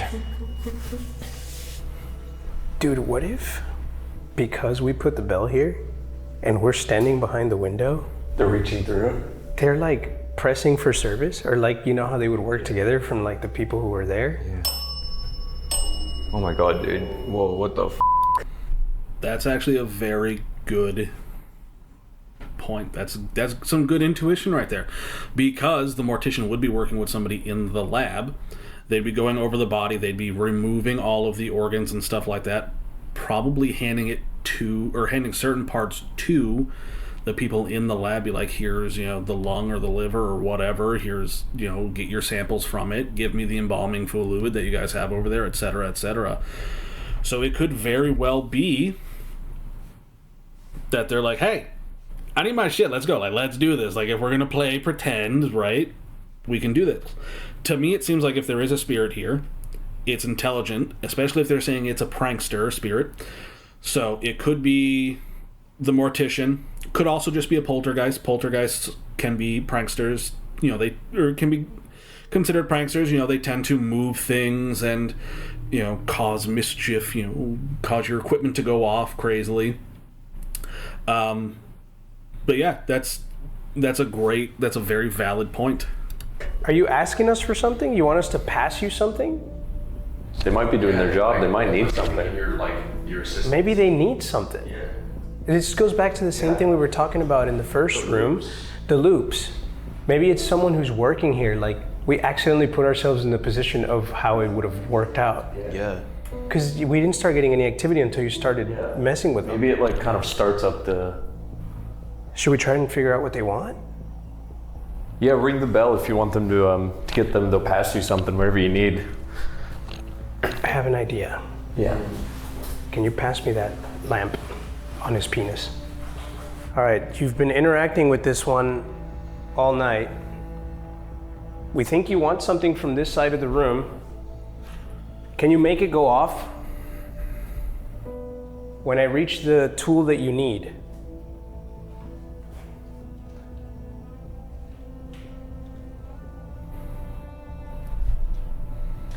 And this is a great experiment that they're doing right now, because if it is something that the spirit is like, hey, I need this particular thing from you, if they're stuck in a loop, getting it to interact with that in front of that object, if you can get that to happen, is a great piece of evidence.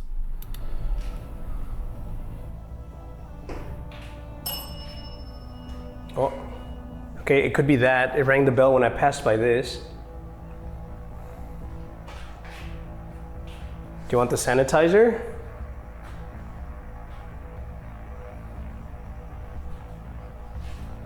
What do we got over here? Got a scale to weigh the organs?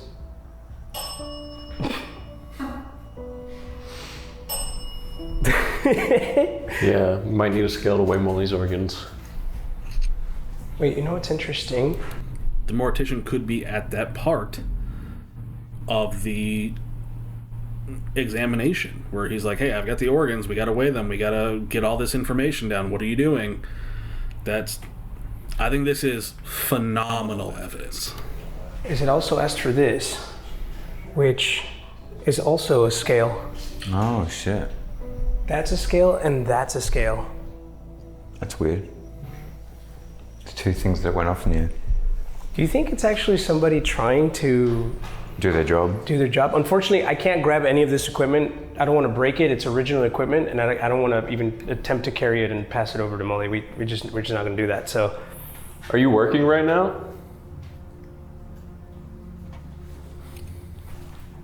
Are you on the clock? Are you working? you scared me. Oh, it's touching. Yeah, it's touching it right now. Someone's touching it.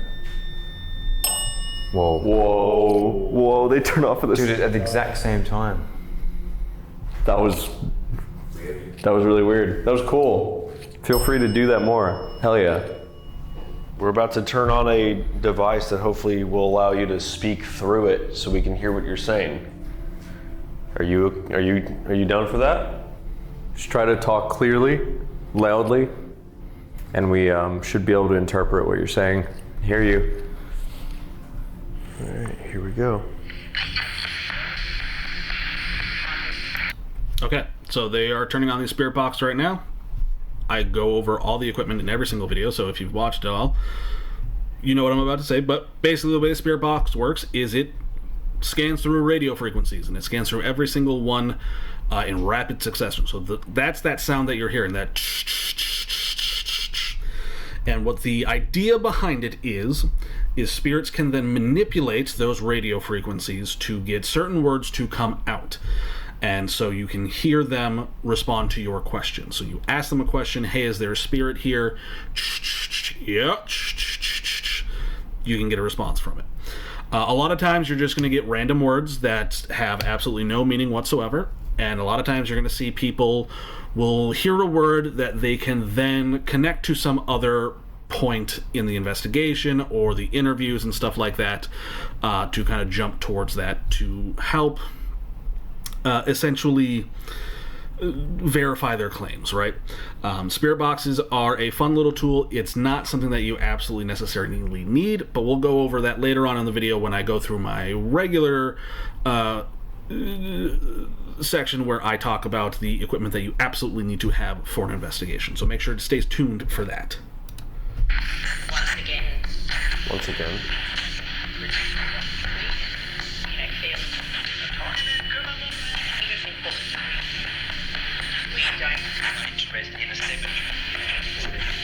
We're gonna Where they're trying to rescue you? Is that what it said?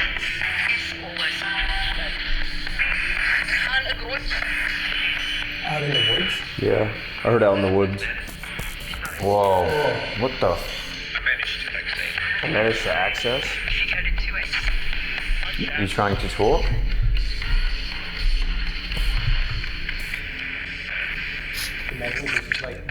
What the was that?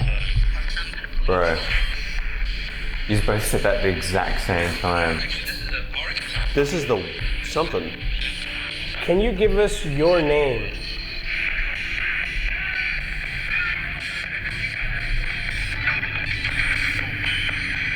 Ford? They said Ford?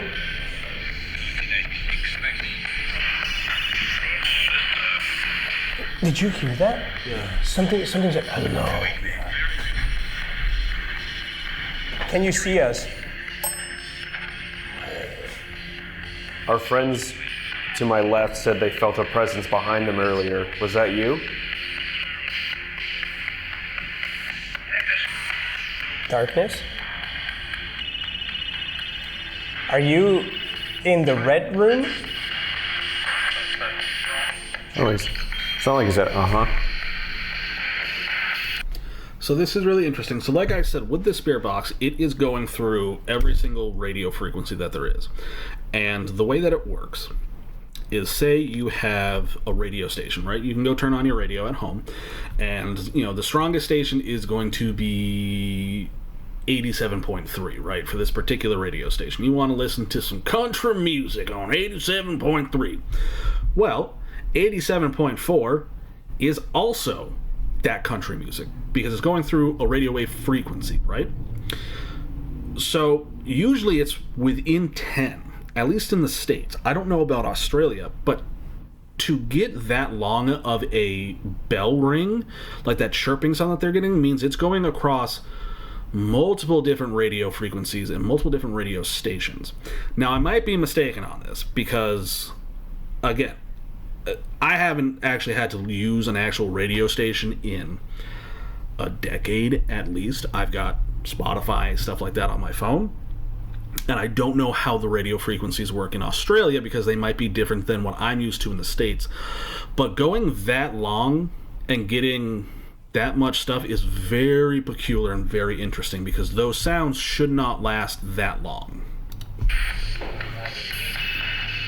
That's what he just said. He said, and then he said, how do you do? Hi. My name's Eddie, and these are the boys. What's your name?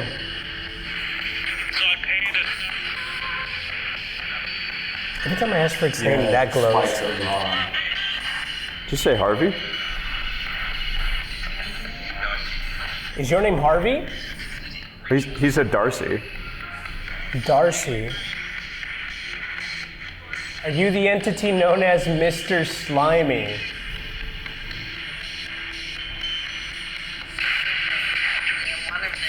I'm one of them? I'm one of them. You're one of the entities. Out of a huge number.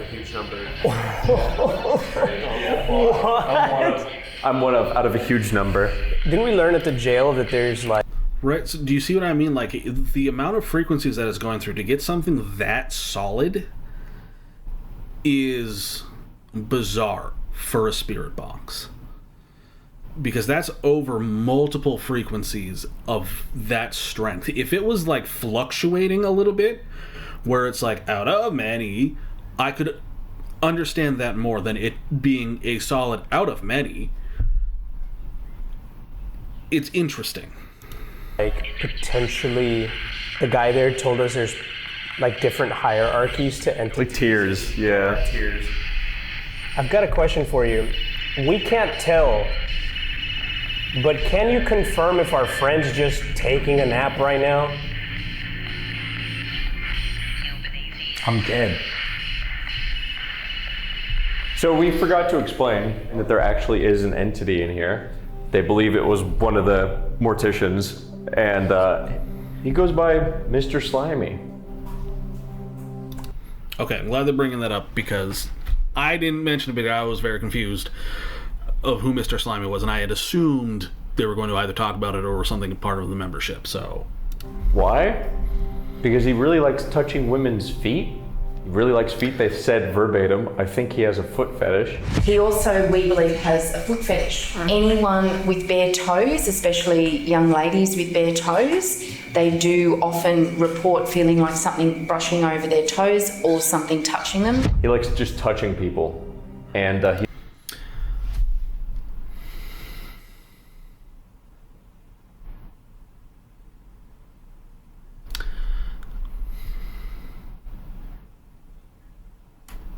ghost after my own heart. Let's continue. He's described as somebody with like, he had like slicked back greasy hair. So he's slimy in appearance and behavior. So, who's getting their toes out? He's already on the table. I think though, if you do this, you might scare everything away from this place. Other than the Mr. moment his Slimy. socks come off. Oh. You like the feet? He's getting excited. He's getting excited. All right, if you want more. I will state too, the tour guide did say girls. But who? Maybe it's just because girls wear more open-toed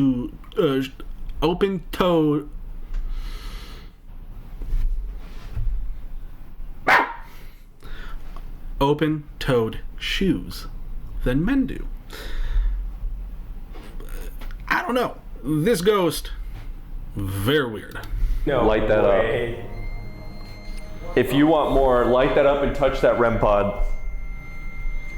I need you to touch it. If you really want more, give it a little touch. You can tease him, show some ankle. What do you think about that? Huh? Come. Can't be going around the internet showing ankle. People are gonna think you're a whore. Come on. Ring the bell. How about that? We'll settle on ring the bell. Ring the bell, and I'll keep pulling the sock off. Show some excitement. All right, I guess I'll just pull these socks back up. Maybe I should put the shoes back on too. No, come on. Sorry. Yeah, sorry, my assistant, Dr. Remus over here, kind of likes feet. I just thought you were about it, but I guess not. I thought that was real. I thought that was real too. I literally paused. I literally went, he's here. All right, you win. We're taking them off. Don't force my hand or anything. That wasn't me, by the way. Part of me thinks Juicy wants to see the toes more than anyone else. I'm just throwing that out there.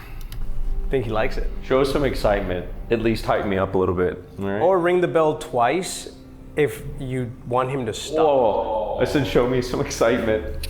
Can you touch that, please? Yeah. No, this that's good, but this one over here. Give that a little touch, huh? Oh, freaky little guy right there. Not what you thought when you wanted to ring the bell for service, did you? I got a boner. Melissa. Is there anyone in the mortuary? Whoever's here, whoever's been talking to us. Honestly, I'm surprised the lamp stayed in that position for as long as it did. He must be laying incredibly still. It would have fallen, if it were me, it would have already fallen off after like 10 seconds. Feel free to interact. You can touch us. Do whatever. Do you work here?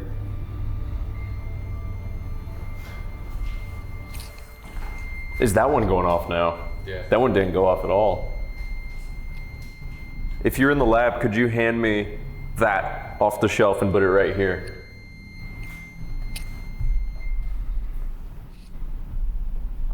Or that. Or that. We just need one of them.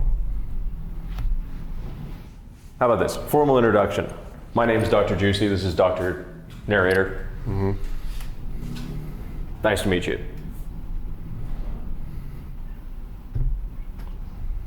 Taking this job you must have had to have a lot of mental fortitude. Was it hard working here? I'm sure it wasn't easy.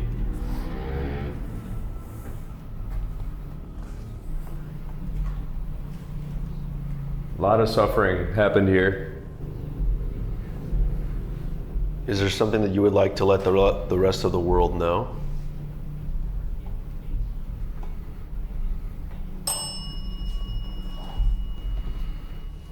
Scared the shit out of me. Yeah. Do you miss your family? Is that what it is? Is it something you'd like to tell your family? Or let them know?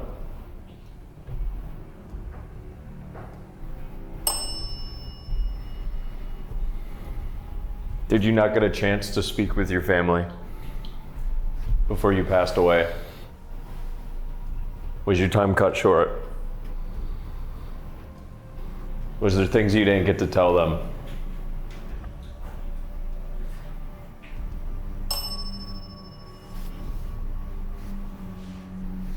In order to better help you pass your message on, do you think if we said a name out loud, you could ring the bell if we're correct? Would that work for you?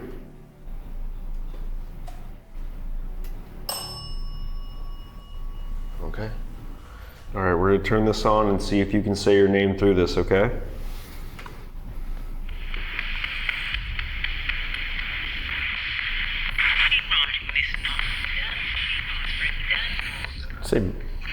I thought I heard it say Martin. What was that?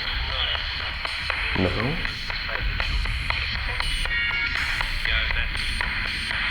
Joseph?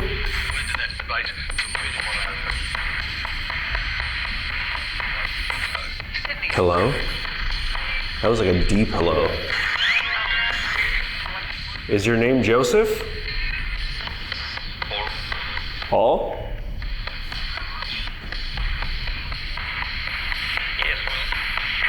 That's where you just said yes, Paul. Now here is one issue that you're going to have trying to get a name in a morgue. With the amount of people that died in this quarantine place and the amount of bodies that have come through this morgue, it's going to be impossible to pin down exactly who you're talking to, because who knows how many spirits are currently stuck in here that aren't the mortician or the lab technicians and stuff like that. How many patients' spirits are stuck here? Very difficult. I like the fact that they're trying to get a name. They're getting a bunch of names. It unfortunately does not allow us to narrow it down. Now what they could do is, after the investigation, they're reviewing all their evidence, they can go through and they can try and find death records of the patients here, or even possibly if there is an old employee registry, right, of all the employees that have worked there, and try and pinpoint if any of these names match or correlate to prominent people here. Now, I would be looking more so at the employee registry to see if we can find a Joseph or a Martin or I think they said Paul. Find those names as the employees, because it'll be a much narrower list than the patients who have come through and who have passed, especially if those are incredibly common names for the time. All right, well, again, I'm sorry for your loss and for what happened, but if we can't get a name, we can't help you. And we've got other places to go, so I'll give you one more chance. Try your hardest to give us a very clear and concise name through this. And then if we say it back to you, if you can ring the bell, that would be great. What is your name? Vincent? I'll hit that too. Vincent. Vincent. I heard it go Vincent? Me too. Thank you, Mr. Vincent. We will see you later. Adios. We are at Quarantine Beach. This is the wharf where all the ships would come in with all the sick people. And right there, you see that pipe over there? Right there? That is where all of the blood and fluids from that table that Molly was laying on, all of his blood and fluids would drain right there. So people would swim there, but also all of the blood and disease would drain Not right just to him. any people. People from class 1 and class 2. Yeah. This was a private swimming area for only the people with the money. That's right. Class 3 and the introduced later on, class 4 did not get to swim here. Class 4 was Asian people. It's just minorities, any minority. So they got to swim with seasoning if you're in class 1. That's pretty cool. It's funny because it's still kind of the class 1 swimming area. We're in Sydney. Only rich people can afford to live here. Yeah, it's still the class 1 swimming area. Yeah. But all the ships would come in here and they would offload all of the people and the cargo. So the place we're gonna go first is where they would put everyone's luggage. They put it on a cart, on this mine cart rail. If you've ever played Minecraft. Oh, you said they came by ship. It's like that. They did come back by ship. The ship would land over there and then they'd bring your shit through here. Yeah, they put the luggage on a cart because the luggage needed to be sterilized. Yeah, well then where's the cargo? Oh my God. I feel like narrator and I would get along great. Because that was class A dad joke. Me, bro, you're going on the embalming table next. People would land in Australia and then they need to be checked for sickness. And Australia, apart from being very racist at the time, they didn't trust people that were sick to look after themselves. So they grab all their stuff, put it on a cart, and push it up here. Come on, fellas, get in the train. And push it, and push it, and keep pushing it. Yeah, keep pushing, boys. That's good. And then push it right up to this shed here. This is the autoclave shed. Clav, whatever. Which is basically a giant sterilization chamber. Have a look at this shit. Oh, here you go. Here's one of the carts right here. Brother. So they put all your stuff on one of these carts, wheel it up, and then they would move it and put it onto a cart like this. There you go. There's some of the old stuff right there. To put it plain and simple, these are just giant steam ovens that steamed everyone's belongings at 120 degrees Celsius for 20 minutes. So by the time your luggage was finished, it would most likely be damaged. But it would be sterile. So if you had any Pokemon cards that you traveled with, they'd be ruined. Reports are that most women's clothes would shrink literally like 2 to 3 sizes because obviously they're going in a f***ing oven. And this big door right here, this big beautiful door, this guy was sent over from Europe. It was engineered by the guy who actually went on to engineer the Sydney Harbour Bridge. Yeah. Which is pretty crazy. It's pretty beautiful. I still don't understand why they needed 30 locks just to steam luggage though. It's probably just confusing for you because back in the day they needed to build this to sterilize something, but now you can just do it in a doctor's surgery. So, if my knowledge is serving correctly, the reason why they needed so many locks, that much steam in order to disinfect and sterilize everything would create so much pressure that if you didn't have all of those locks, it would essentially explode. And the locks would kind of unlock one at a time in succession, right, and help alleviate the pressure so that way it wasn't just open and then mass amounts of steam and pressure blow the door off. So like you needed a lot of stuff. And you know, you might think like, hey, that door looks like it weighs a couple 100 pounds. Physics doesn't care. That much pressure will not care. It would blow it clean off. For like, what was it, $300 or something? It was 700. And it took 15 minutes, not 20. Wow, we've come so far. But on the other side, they could open up the doors and get the nice, clean, sterile, and probably f***ing destroyed stuff. So if you're like, I'm heading over to Australia to start a new life, I've seen a kangaroo brochure, I'm gonna hang out with a f***ing kangaroo, I'm gonna put my grandma's ancient family heirloom silk dress in this carefully packed luggage, and then you get here and they're like, oh, straight in the f***ing oven. Yeah. And then boom, you got a bunch of clothes for dolls. Just like that. I also thought it was interesting, just for the record, if you were working on, this is the dirty side right here. Here's where all the dirty workers were with their dirty luggage. And before they left the building, they would have to get scrubbed down. I want you to remember this though. It was just with water. Crazy. Wait a minute. If all the stuff got in here to be sterilized, what happened to all the people. Well, they didn't go into those. Where did they go? They had their own special place, their own special showers. In fact, it is called the shower room. Hang on. The early 1900s and group showers have a pretty bad reputation, Molly. Why do you say that, Josh? I don't know. Australia wouldn't do something like that. No, surely Australia wouldn't hoard a bunch of immigrants into a giant room and lock it and cover them in chemicals, right? So this is the giant tub of acid right here that they use for the showers. You know what's better than one tub of acid? Two tubs of acid. Basically, they would fill up these tubs of acid, mix the acid with the water, and bathe people with it to sterilize them. Put me in the f***ing oven, dude. I'll prefer that. And then 4 days later, the first layer of skin would just fall off. So the idea was that the acid would kill any parasites or ticks or anything, or any possible living creature that could be on you. But wombo combo, after 4 days, yeah, all of your skin would come off, like a full first layer. Worse than any sunburn you could ever get, like actually peel off. So if you had, I don't know, some sort of chicken pox or something on your skin, or you had any leftover scabs, all good. What would happen to your penis in the acid? Yeah, it's not that bad. They just were like... Really? Yeah, no, it grows back after a couple of days. The lady said it was like sunburn, but 10 times worse. I said 1,000 times. 1,000 times worse. Yeah. I mean, it was so bad that they literally had to lock them in. So. Should we have a look? Yeah? Yeah, that sounds fucking awesome. Yeah.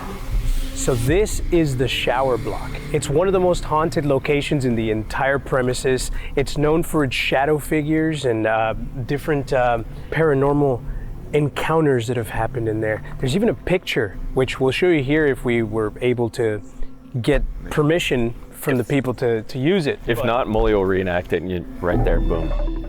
It's like that, but without Molly and like a shadow guy. Yeah, exactly like that. Anyway. Are you guys ready to enter the shower room? I am. So I'm very curious as to why they couldn't get permission to use a photograph from the people that took it. Maybe the people who took the fphoto fudged it a little bit? Who knows? Who knows? Not me. I couldn't tell you. I don't know. Sweaty. I wouldn't mind a shower. And I f***ing hate my first layer of skin too. Okay, good. Oh, you're at the right place. Look in there. That is Bruh. Imagine being led in here. As soon as we open the door, that REM pod at the very end is going off. Really? Yeah. The temperature. Oh shit. Keep in mind, the people being led into this, most of them, didn't fly here. People weren't commercially flying. Most of them came on a ship voyage that would have taken anywhere from 3 to 9 months. And then this is... The bell just went off. Yeah. This would be the first thing you do when you land in Australia from a ship voyage after being sick. It's also worth mentioning this was the first and second class showers. The third were much different. Unfortunately, they don't exist anymore though. Yeah. It's worth mentioning we have rigged it up already with all the instruments that we need, so should we role play taking showers? Yeah, I think so. Also, to go back to what they were saying, a 3 to 9 month voyage, right? You don't have showers on these boats. You probably stink. You probably think, oh my god, a shower. The first thing, like, oh my god, I get to take a shower, I get to wash all this grime and this gross off me, and then it's acid. So there's a lot of negative energy that's going to be attached to these locations just because of how torturous it was to be in there. First, third, and fifth boy, grab a lantern. You're number 2. I'm Pick your shower. Actually, don't pick. Get in the shower. So people would have been let in. You put all your possessions on the first bench. The doors would have been locked. And a guard would be here to ensure It's just shower noises. that you're taking a shower. The shower had about a 1 foot drop where you would stand and begin the wash. Now, if you thought you were going to be sneaky and try to avoid getting the wash, there's a hole here for a guard to watch and make sure that you're being washed. So welcome to Australia, get naked, get in the acid bath, I'm going to watch you shower. Oh, privacy. That's nice. 24 hours begins now. Guys, this shower hurts. Don't leave the shower for 24 hours. Yeah. Whoa, what was that? It's the REM pod. Really? Yeah. The bell went off. Wait, someone set off shit. the REM pod? Dude, the REM pod at the entrance is going off. The bell's going off again. Oh shit. Everyone, just keep showering. Keep showering. Now, like they did say, these were for the first and second class citizens. So the people who had money, meaning they probably got to take singular showers, like by themselves, or maybe if it was like a husband and a wife, they might take a shower together. I can almost guarantee you, even though they're no longer around, the third and fourth class citizens would have been a group shower. They would have shoved in all the poor people all at once, because clean them now, get them, take it all. It's less water that way. We can just do it one big go, and we don't have to treat them with as much respect because they don't have money, or they're a minority, and we are, we're incredibly racist. So, yeah, I guarantee you that the third and fourth class showers were much more harrowing. Door's supposed to be closed or open? Closed. Oh God. Holy shit, everything's going off as soon as we started role-playing. So, people would have to stay in these showers for 4 minutes. Make the noises that they would be making right now. Ow. La-da-dee, la-da-doo, la-da... Hey y'all, I don't think this is water. It's burning my skin off. Well, my EMF's going crazy, dude. Why are you actually naked? Because I'm showering, Dose. Get out of here. I did not need to see that. Well, who showers with clothes on? That's weird. Literally everyone else but you. My EMF was going off. Dude, that's the first REM pod that I've seen go off in a while. Like that. Yeah, that was crazy. Oh, Eddie, can I do it? What the fuck? Eddie, let's shower. Let's shower together. What are you doing? Eddie, we're showering. Turn the... Oh, God, share some water, bro. Come on. Oh God, Jesus Christ, It's hot here. Why are you wearing a thong? It's my underwear. They gave it to me when I got off the boat. Why are you wearing a Speedo? I just seen him run across, like... Whoa. He's right behind you. All right, this is legitimately one of the most haunted spots and one of the most unnerving. I don't know if you guys have mentioned it already, but before he was running around naked, he was trying not to vomit. He felt sick as soon as he walked in here. Me and Molly actually stepped outside because we were about to throw up. It's pretty intense. Hello? This is a scary thing to just, I hear a creak and look over and I see f***ing this, man. Oh. The gate. The EMF's going off. Jesse, can you put soap on my back? Come on. Brother, there's no soap, only acid. Can you put acid on my back? Whoa, whoa, whoa. Whoa, shit. Hello? Whoa, mine's going max too. Whoa. This video got recommended to me. You wanted me to watch this. Is this why?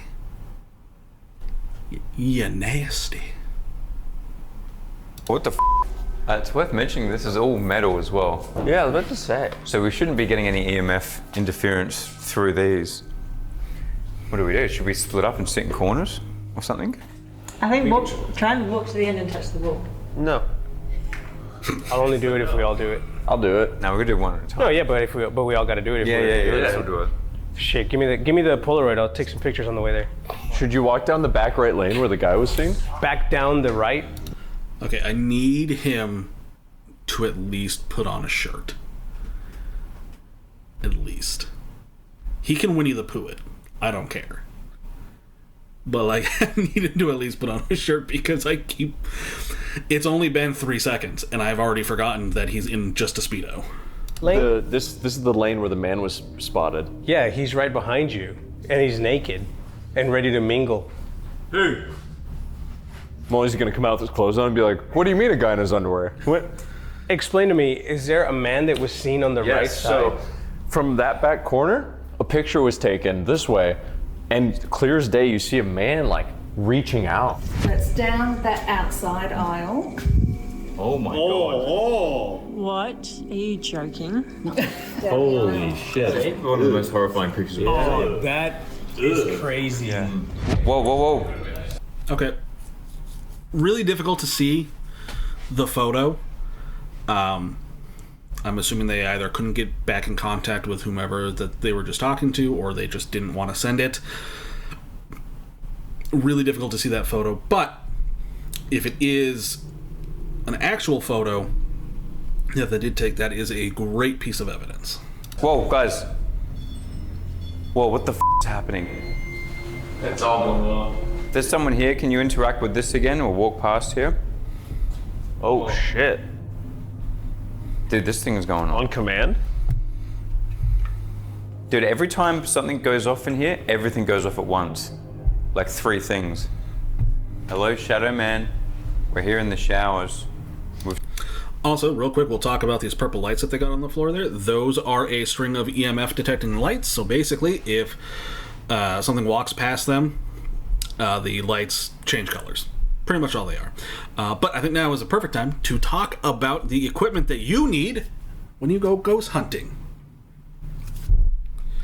And oh my god, look, we're in a bigger screen now. You can see me. Hey, awesome. There are 3 things, only 3 things that you need to start ghost hunting, right?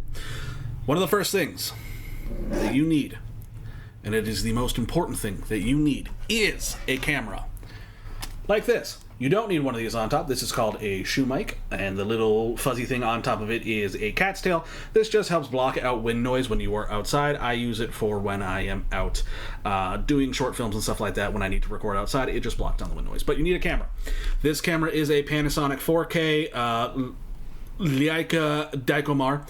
I bought this about 6-ish years ago for around $1,000. I was working at Best Buy, so I got it on a discount, so it was actually more like $700 or $800 for me, but I bought it specifically because it films in 4K for when I want to do my short films, and it also films in night vision. Now, night vision is the greenish hue that you see.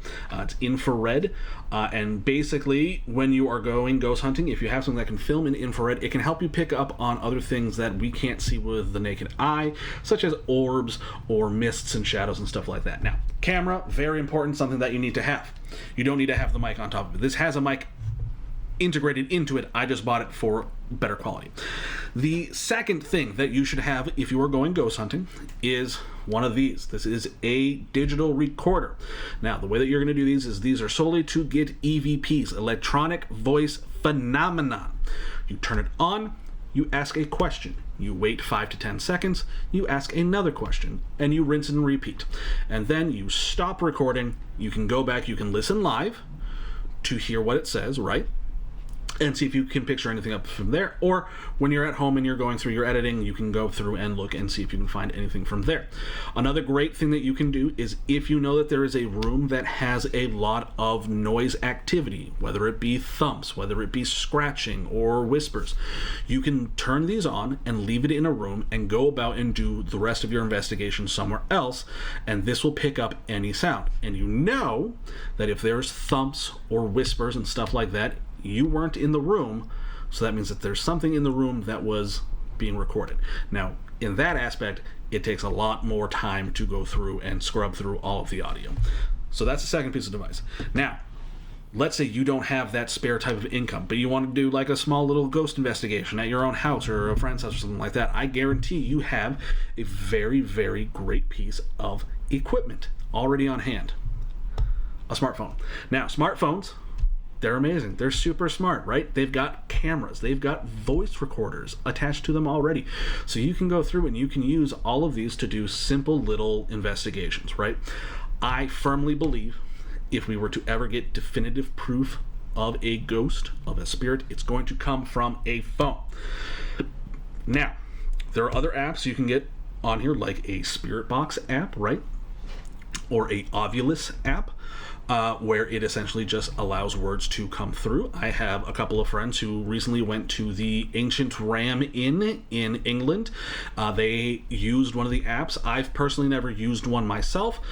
I was always a little iffy on it. I still am slightly iffy on it, but they did get some really interesting answers and responses using that app.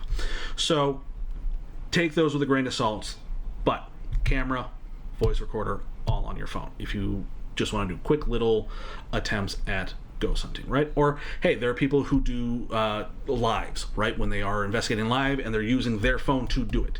So you can use these. So again, 3 things that you need. Some type of recording device for video or for audio, and video. These are all you need. You don't need to buy an Ovilus or a Spirit Box or REM pods or EMF detectors or bells or anything like that. You just need these devices. Now, let's get back to the video. I've seen a picture of you, and we would like it if you said hello for a photo. We're going to send someone up by themselves to the end of the shower block where it said that you reside. We're going to knock 3 times. Can you knock back?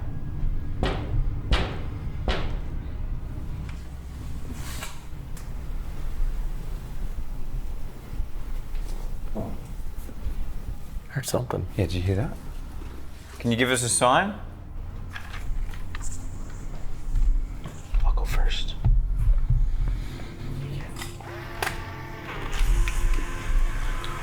This is creepy, bro.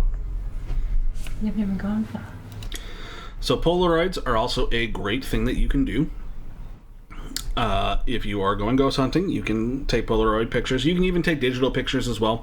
Sometimes spirits can manifest in photos. The reason why people like to do Polaroids is because Polaroids are very finicky. So sometimes there will be smudges, sometimes there will be flares and stuff like that in the actual photo itself that digital photos can't pick up on. And people believe that that is evidence of a spirit in the photo. Now, you can see there's like a gray film here. That's actually just a transition that they're doing. So that way anyone who's watching isn't like, oh my god, there's something in the photo. They're transitioning back to the boys in the photo. Where's Molly? I'm here. I'm not gonna scare you. Oh, they are though.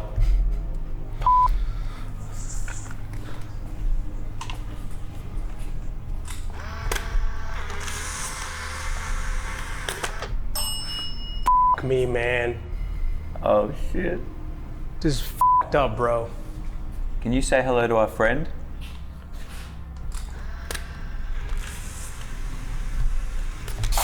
Oh shit! Oh fuck! What was it? I just hit the f***ing whatever that is. I think I kicked the bell. F*** you.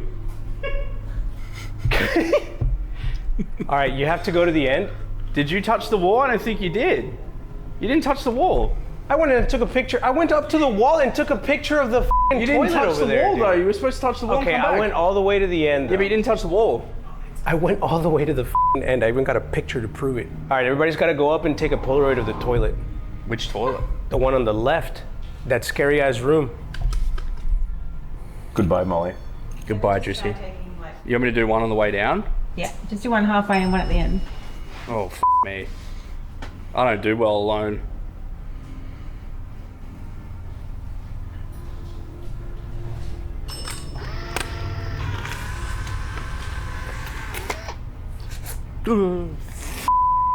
This is f***ing scary, bro.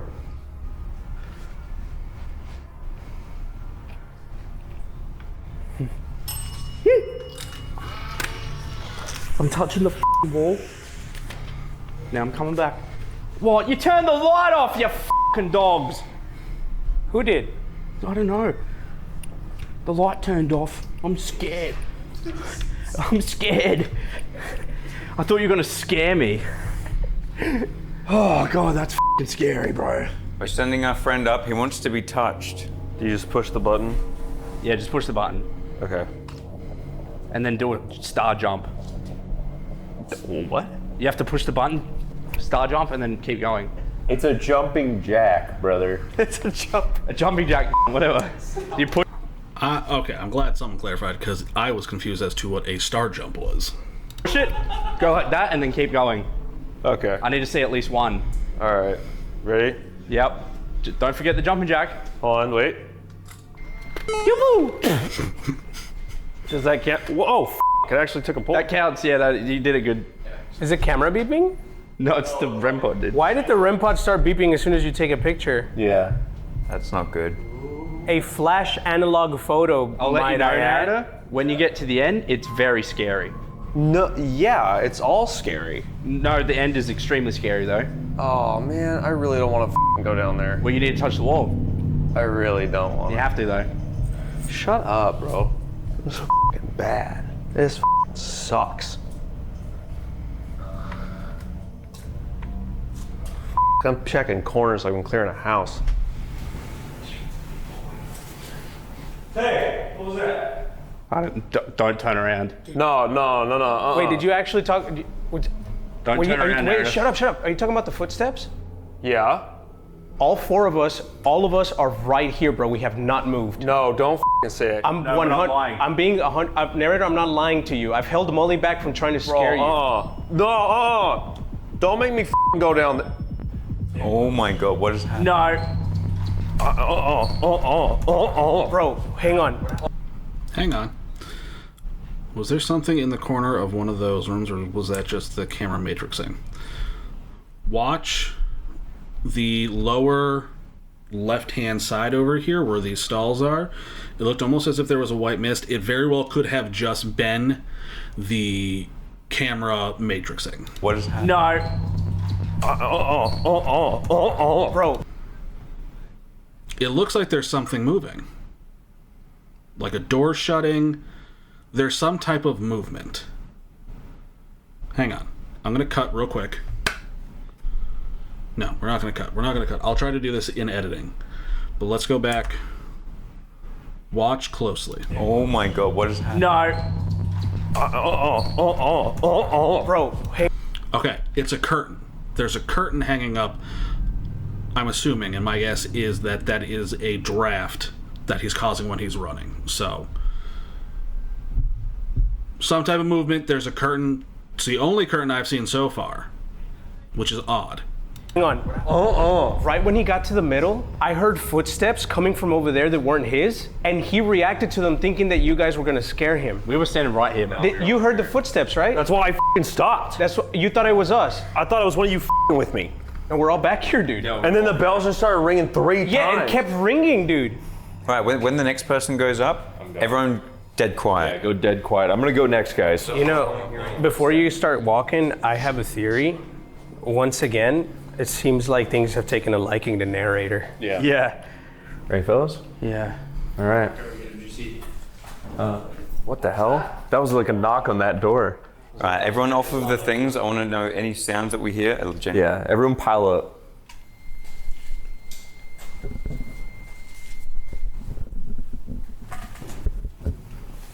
Hello?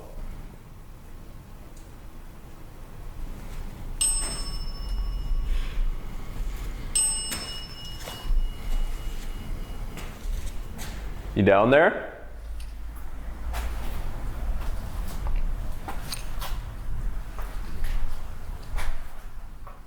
You ring that bell again?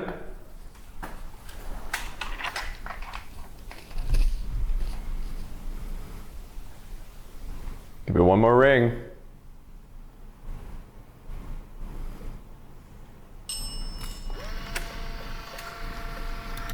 Okay, so there are some of them that don't have doors, they have curtains. Okay.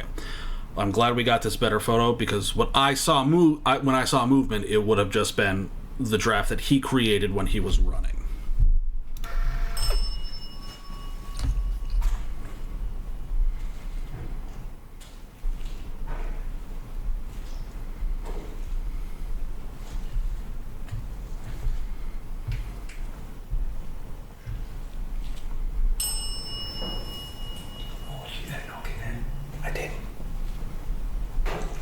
Ooh.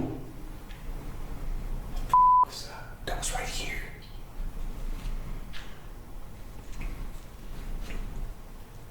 Can you touch one of these red lights?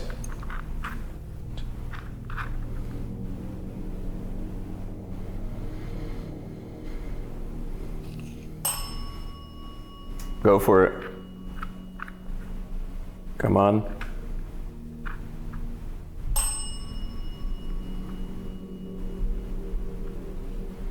Are you towards the bathroom?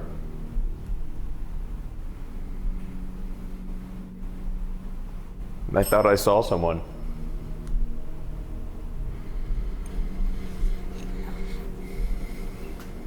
Dude. What'd you see? I got to the end. No, I thought I saw like a dude duck out of the way. I got to the end and I saw there's a first bathroom that you'll see through the last row of stalls. And when you peek around the edge, you'll see a second bathroom in the back corner. I swear to God, I peeked around the corner and I thought I literally saw a guy like out of the way for a split second. Did you hear the knocks? Yes. It's like a silhouette in the back bathroom, but it was like he was like crouched down. His head was low. Damn, now that everyone's done the challenge, I think we've got to spend more time in here. Doing Estes. Yeah, doing Estes, and I kind of want us to all sit in separate corners. Yeah. So something that I would have liked to see him do is if he did see someone kind of like ducking around a corner, is to go to that area just to make sure that there's not some random person that is out here. Now, the fact that you have to take a boat to get out here narrows down the chances of that significantly, but in a lot of locations where it's just on a road that people can get to, and people are notorious for finding, especially these big name paranormal investigators, they will go there just to mess with people. So I would have liked to see them, kind of just go and check just to make sure that there's nobody there, or there's nothing that's like causing a reflection, right? So Mully is going to sit in the middle of the showers under the red light and do an Estes method, but we are each going to go to a corner of the showers and try to disperse and just see what happens. Most of the worst activities reported to be on the back and the sides, and we're hoping with us spread out that it'll help a bit. Because I think we've all noticed, whenever, it's almost like the more people we have in one spot, the more concentrated we are, the less activity we get. All right. Well, I'm Luck, big dog. Good luck to you, big dog. Who's going down the end with the bell? Me. I'm gonna go to the bathroom, or towards the bathroom. All right, big guy. Let's go to the up end where all the bad stuff happens, and where I thought I saw a man literally like try to run away when I peeked around the corner. Okay, Molly's about to go into the Estes method. This is probably one of the creepiest places. This is basically Australian Auschwitz, which is crazy. I never even knew this place existed. All right, boys. Here we go. You're going in. Molly's now in the Estes method. Good luck, big dog. We invite anyone in the showers. The first thing was who's there, people. Speak through our friend Molly. He's a conduit. My name is Josh. My name is Eddie. My name is Gage. My name is Grant. And together we are the Power Rangers. The boys. Wait, yeah. And you know what's amazing? I'm gonna forget all of their names. Without fail, I will forget. The next time I write to one of their videos, I won't remember a single one of their names. Oh. I heard that knock. That was right in front of you. Yeah. Straight. Well, that was weird.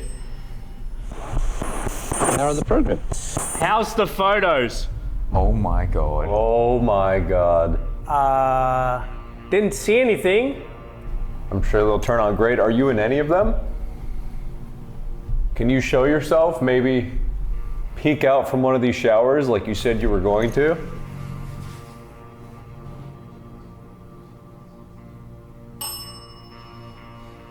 Okay, go ahead. Is someone out there?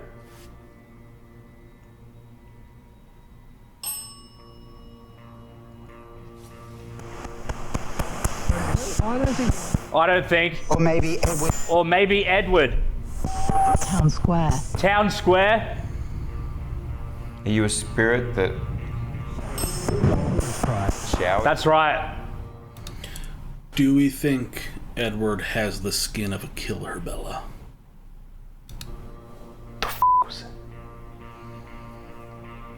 Did you suffer here? Did you suffer in these showers? Celebrate. Or the right. All on the right. Units. In units. What the fuck? On the right in units? Are you in one of the showers on the right?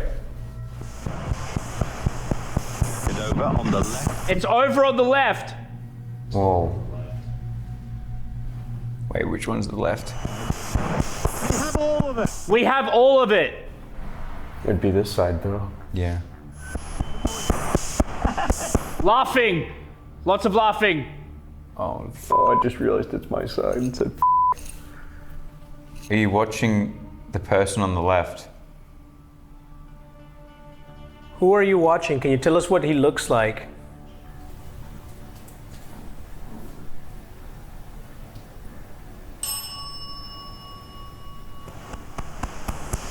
There was. I guess there was. Their lives. Their lives. Their lives. We do a deal with them. Are we speaking to an entity that we've seen earlier tonight? Come on. Come on. Became one of the most. It became one of the most. This trip. This trip? No. No. Oh, I just thought I heard someone It's take not a one of the step. entities we saw before. Someone new. Where's Dose and Lana? In the middle. Already happening. Elon Musk. What's happening? I'm right in front of Molly and Joseph's near the front. Really? Really? Yeah. Yeah, really. Are you a spirit that's bound to these showers? You can't get out?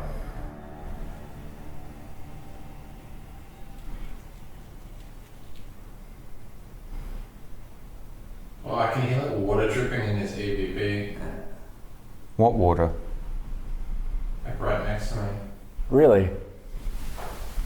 Oh shit. The f is that? Why are you on the left side, I think? Oh, me and Juicy on the left. When trapped. When trapped? Elderly ladies try. The ladies? Feel a cool breeze. Hi, hello. Hi, hello. Oh, he's probably over here, narrator. Think so. He did say something about being trapped too.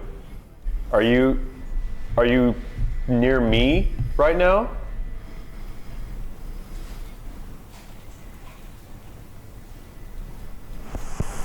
Use the machine. Use the machine?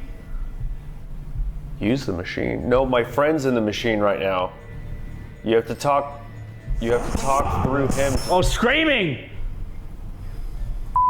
Scream. That was a dark scream. Also, they mentioned that they could hear water trickling. One of them mentioned that.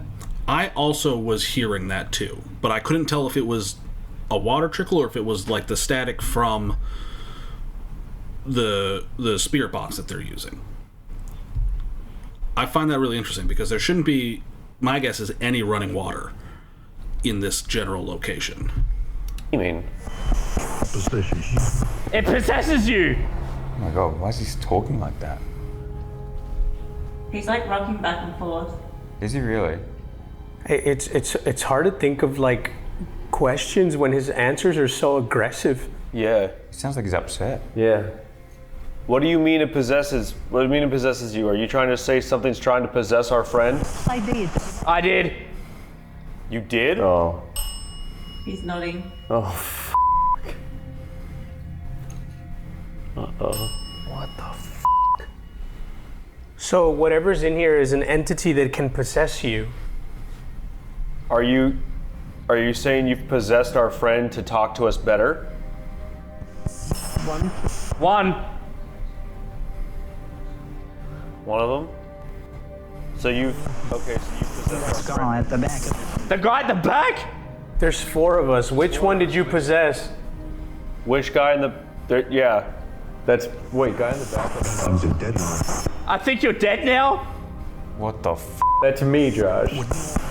One more? Oh, I just felt a cold breeze. There's no windows or doors open in here. Are you talking about me? I'm on the left in the back. Which one of us are you talking about? Can you give us a name?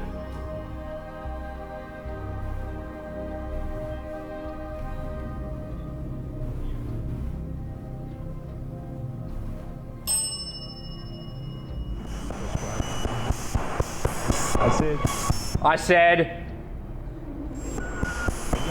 It's just a prediction. It's just a prediction. You shouldn't have done that. you want us to turn the lights off? Here. Is it possible? Is it possible to turn the lights off? It is. Kill the lights, guys. It's the oldest trick. It's the oldest trick. Turning the lights off is the oldest trick. It's up there. Dead man. In the middle, to the right on the door. Dead man. I think Dose is the dead man. He's laying on the floor. You didn't make it. Yes, we don't understand. Yes, we don't understand. Why he's laying on the floor. More laughing. Whoa. Like 10 people just going, whoa. As soon as we turn the light off.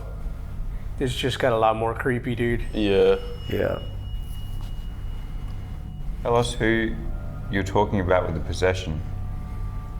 Give us a sign or a hint. Can we have one of you talk as like a representative for the rest of you? Just one spirit talk through our friend? You like that? Yeah, am I speaking to one spirit? Nominated. Yes. Yes. Oh, shit. Perfect. Okay. He confirmed it. We are going to the gravekeeper's house after this. Should we be worried? Institutions was not lost. It was not lost. I've spent time here. I've spent time here.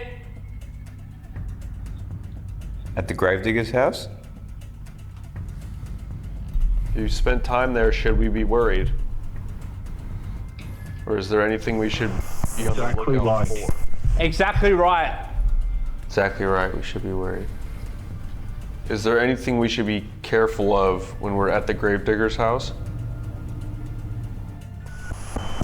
Boy. Boy. Careful of a boy? Yeah.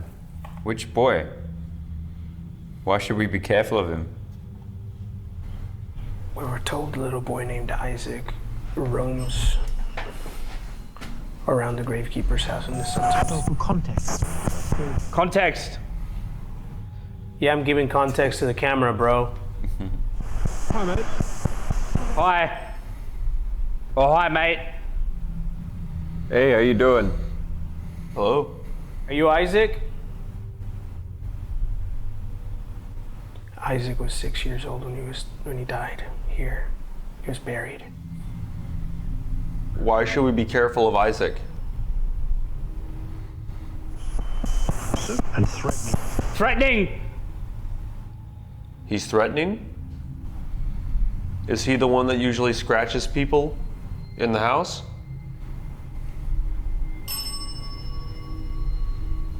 Man, that bell. Did it get heavier in here all of a sudden? Yeah. What was that in a very deep voice? If you can read. If you can read. I just started sweating real bad. Yeah, me too, man. We all just felt everything get really heavy. Was that because of something you did? Oh. I just heard a knock. I heard that too. A loud one. When we go to the gravedigger's house, can you tell us anything that would help us talk to the spirits over there? Maybe a word or a phrase? Maybe something in the house? Pull his head from the back. Pulled his head from the back. Into. What the Whoa. You good? No, what he just said. Pull his head from the back into. Into what? Into pieces. That's not. Ooh. Peek. Peek. Ugh. Just telling us to fight Isaac. I'm about to do that. Are you peeking right now? Mmm. Ooh. Man. That's so fucking scary, dude. We don't like it when you peek around corners. I like it. Am I looking at you? He could be in any of his. That's me. Oh, what?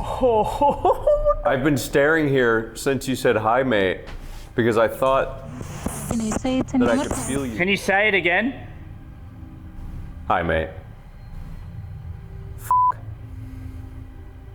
He's staring at Juicy. I've been staring at you. See a face? Do you see a face? I did earlier. I just feel like I can feel something here. That's why I've been staring here. This is where I thought I saw someone earlier. It lives in Howie. It lives in here? Oh, that's f***ing disgusting. Brother. Can you knock in there? No. Show me your face. I thought I saw you earlier. Whoa.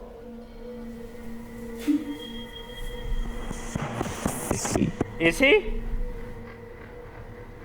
I can feel you here. It feels cold. He's back on. There's some blood happening right now. Juicy is freaking me the out, dude. Where are you staring? In the bathroom? Yeah. I don't know how to explain it. I've just been staring here because it's like I feel like Yeah. I can see something. So him staring there could be a light form of possession, where a spirit is essentially trying to get him to focus only on that area for a reason. Now, he's not like in danger in this possession, but it's a spirit is trying to manifest all of his energy into him to force him to look at this particular area for a reason that's only known to the spirit. It could be this spirit wants him to see the other spirit that's in there. It could be that that spirit wants him to see him. We don't really know. But this could be a light form of possession. Getting direct responses at the moment. I think he's in there, Juice. What are you doing here? What do you want? He's with David. Are you saying there's two people near our friend? He was lost. He was lost. What the f? Whoa, whoa. He's with David. He was last. Is David someone that was here? Did someone come here with David? Did something happen to David? Invited. He was invited here? Wait, someone touched you? Yeah. I thought it was like Somebody touched the narrator. Where? on my f***ing thigh. Oh, shit. It felt like my shorts were moving on their own. We are.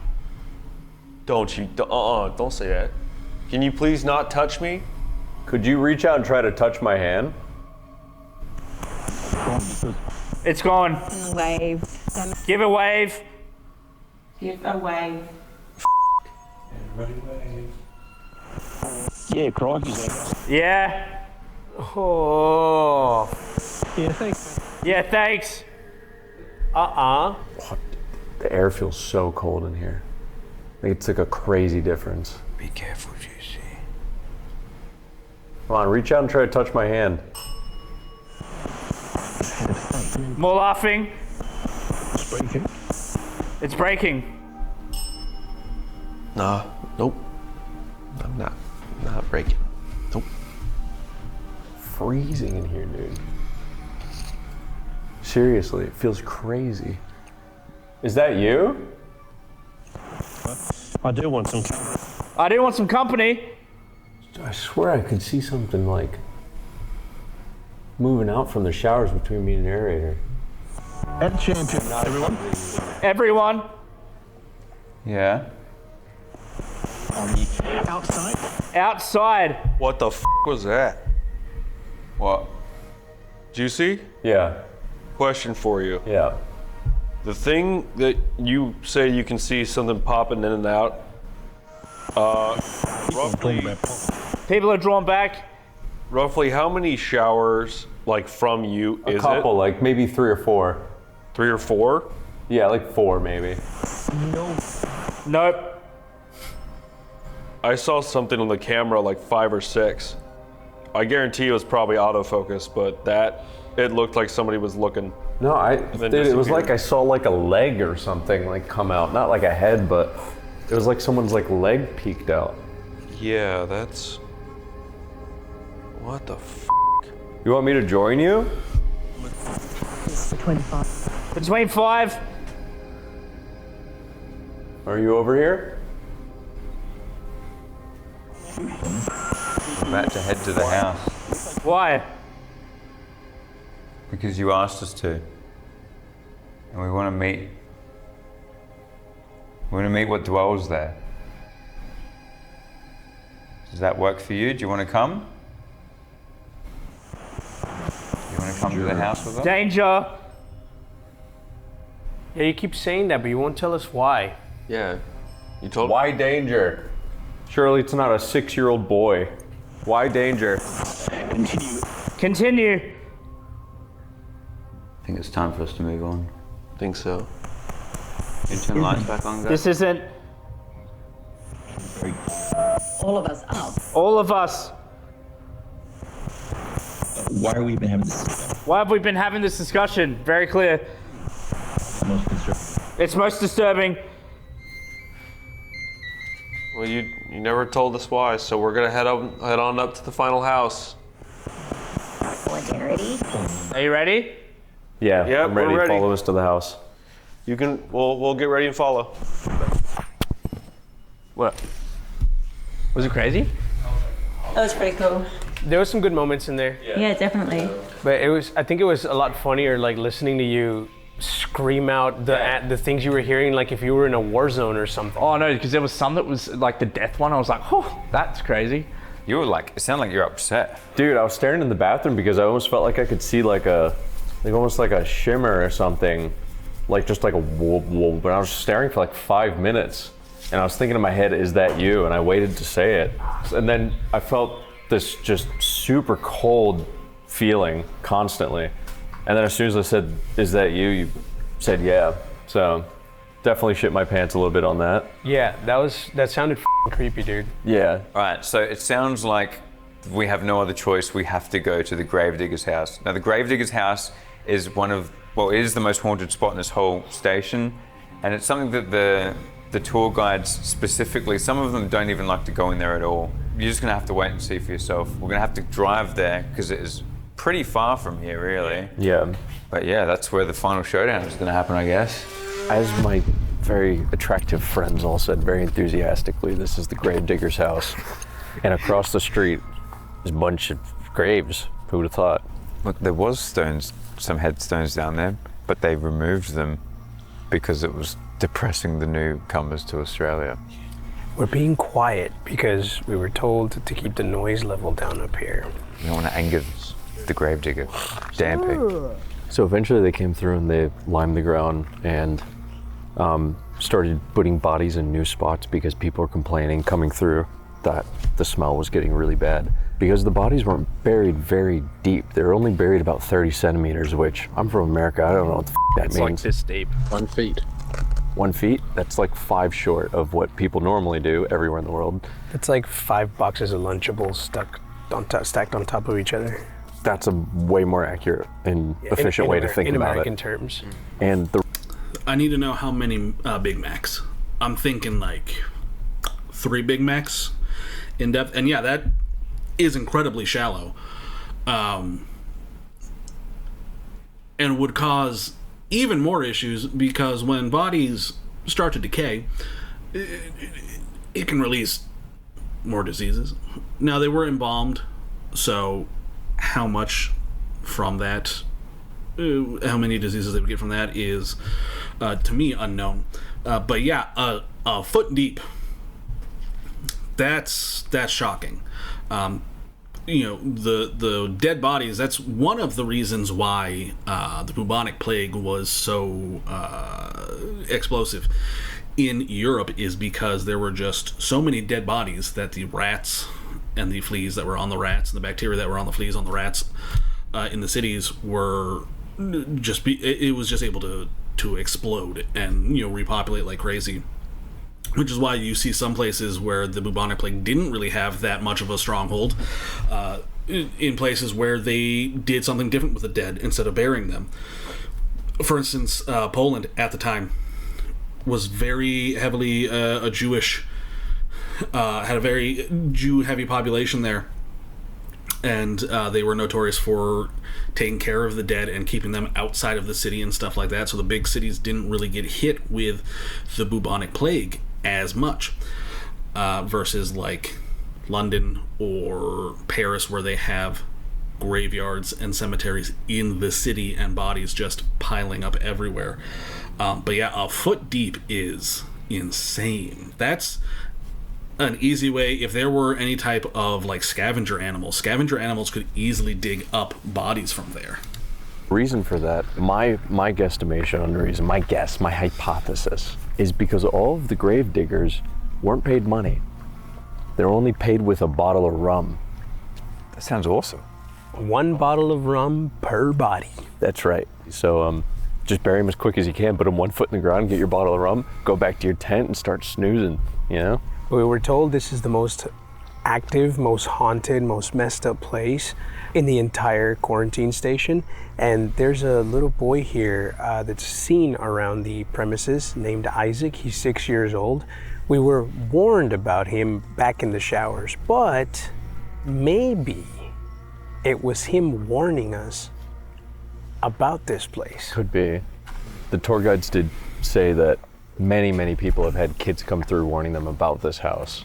And like I said, this is like the most messed up place. The tour guide showed me a little photo gallery of scratches that people have gotten here. They weren't like, oh, someone got scratched once here. It was like, so here's all the scratches. And yeah, I'm hoping I can maybe have a leg ripped off or something tonight. And so there was a tour guide here, really. If there's ever a spirit strong enough to rip someone's leg off, the world is doomed at that point. That's far beyond what any spirit should be capable of. But again, I had mentioned earlier scratches that appear, so I wish we could have seen these photos that they have. You know, is it a single scratch? Is it triple scratches? Is it, you know, a whole bunch on one person? You know, I know she said that they said that it was a gallery, but like, you know, like, I would love to see these photos. The big dude, they said Viking looking, and after he went in there one day and actually antagonized some of the spirits in there, after that, for 5 solid years, after what happened in there, he refused to set foot over the threshold of the front door. People would walk in, he would go, this is what it is, okay, that's cool, have a good day, and he just would never cross it again. And guess what we're doing? We're crossing. Come on in, guys. So, they mentioned antagonizing the spirits. Now, this is a hotly debated topic in the paranormal investigation community as to whether or not you should antagonize and be disrespectful towards spirits. Some people say it's perfectly fine. Some people say you should never do it. I'm of the opinion that it depends on location. So, for instance, if you are going somewhere like the showers that they were just at, right? The people that were in there and the spirits that were in there were most likely not super negative spirits, right? They're most likely just everyday people, and their spirits just happened to be stuck there. They were getting warnings, for instance, about this place. I would not be antagonistic towards those spirits because they're clearly talking to them supposedly through the spirit box. They're getting knocks, they're getting stuff like that. They seem to be very cooperative spirits, and it'd be like being rude to wait staff or something like that, right? Where it's like they're doing their job, they're helping you out, and you're just being a dick for no reason. No, don't do that. But if you were to go to a place, say, that has, you know, like, oh, a mass murderer spirit is here, right? Like, this guy in life killed a bunch of people. His spirit is very negative. It's very mean. I personally believe, by all means, you should be antagonistic towards that spirit. But, again, exact opposite. If you're at, say, someone's house and it's their grandmother, right, and she was very sweet and kind, and they think that she's just watching over them and they just want you to help find evidence and proof that she's there, don't be mean to her, right? Treat her with kindness and respect. But if the spirits are negative and they are mean, by all means, for me personally, I feel like you can be antagonistic towards them. Now, that might cause some ripples in the paranormal investigative community. If any of them were to see this, they might disagree with me. You're perfectly welcome to disagree with me. However you want to do your investigations is how you can do your investigations. I'm not saying that there's any one right this is how you have to do things. Okay? So I think in this area, if there is a negative spirit, maybe be antagonistic towards it. If there's not a negative spirit, don't be antagonistic towards it. Hello. Welcome to my home. I'm Eddie. I'm coming in. Thanks for having me. Wow. Dickhead, They what decided a to lock me in here. you I ain't really gonna did be that no for the bitch last today, time. all right? Check this out. This looks like, seriously, stuff from Resident Evil. Not letting you in. I'm doing the entire video now. Housekeeping. Well, this reverse roles. You shouldn't see your kind in the housekeeping department. Oh boy, I don't like the vibes in this place. That feels weird. The energy's in here. Look at this. Look at the kitchen equipment, dude. This is original stuff. You got the Resident Evil tea kettles. Yeah? Oh. Dude, if my grandma saw this shit, oh, this is a tortilla roller, bro. No, it's a wrap roller. It's a baseball bat. It's not a wrap roller, Dose. This is for making tortillas, okay? So there is some. Can we talk about the color of everything, though? Like the appliances? I hate the fact that today everything is gray and white and beige. Give me these bright greens and teals and yellow appliances. They're so fun. I hate the gray beige because, like, what if we want to resell it later? Shut up. Make things colorful and fun. Buy things that are colorful and fun. Up stuff about this house, other than what we said. If you follow me over here, as you see, this says restricted area. Do not enter 3 times, and the door's locked. That's the bathroom. Allegedly, somebody drowned. Right, like, look at a yellow and white pantry closet thing with a chair on top of it.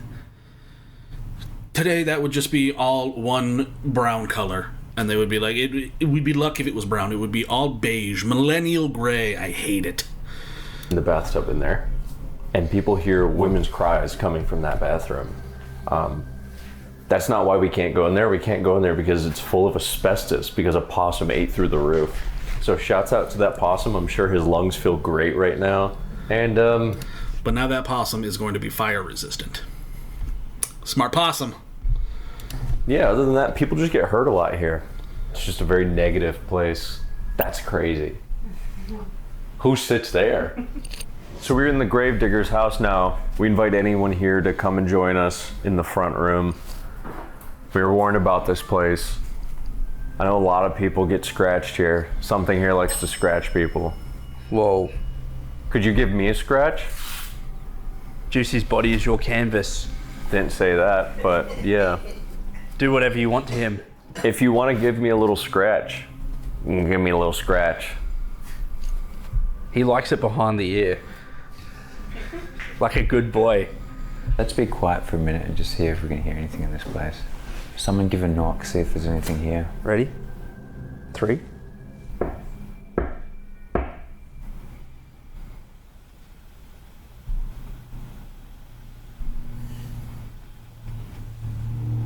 I thought I heard 1. Yeah. Did you hear that?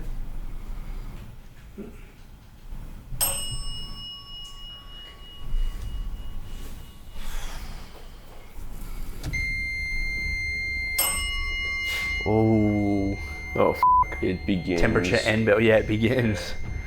It's like you, Martin. So this is where the doctors would have lived. We heard there's a doctor named Martin here. Are you with us? Or something else?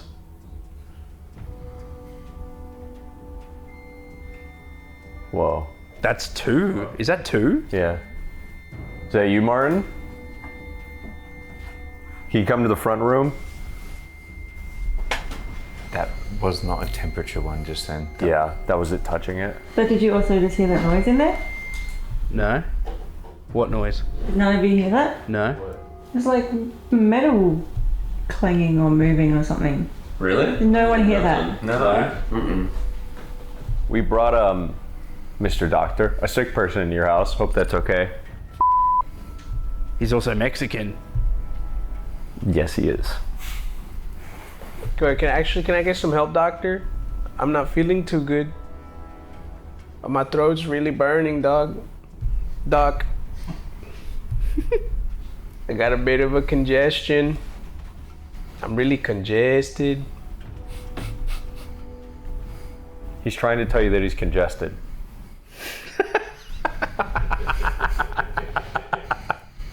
Heard you don't like dudes who look like him. Now to start talking shit. You've been awfully quiet tonight. I will say, we were. Oh, what was that? You hear that whistle? Yeah. Is it a whistle or a bird? That was clearly whistle, 100%. So the issue with that being, they're surrounded by woods. Birds can make whistling sounds. I don't know too many nocturnal birds that would make a whistling sound, though. Granted, the only nocturnal bird I really know is an owl. And Australia has a bunch of weird animals that I don't know about. So, could have been a bird.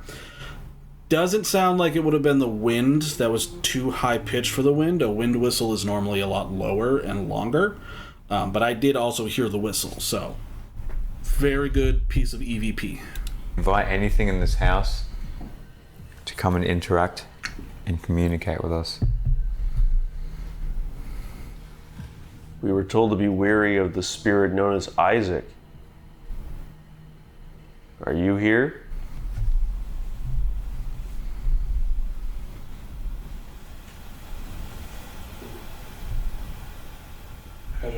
I heard that. Me too. Isaac, was that you? If it was, can you come in here? Maybe ring the bell? So I'm very curious. We can see outside the windows here that there's a bunch of lights on a building. I'm curious as to what that building is. Maybe it's... I couldn't see it being a residential area. But I'm also... I've been curious about this whole, they need to keep the volume down aspect of it.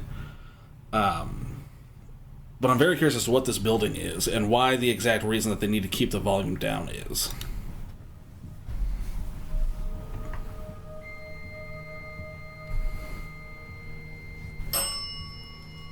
Ooh.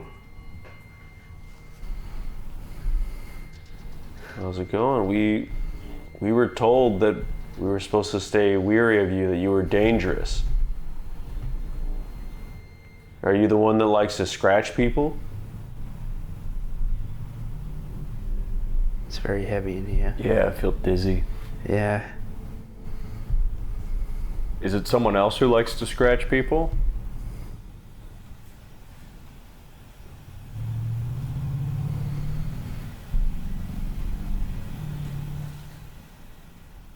Is Josh walking around? I'm standing perfectly still. Sounds like, I thought you were. Did you hear that? Yeah. We're all just standing here. That sounds like people walking around, Yeah. right? Can you come in this room for us? We want to talk to you.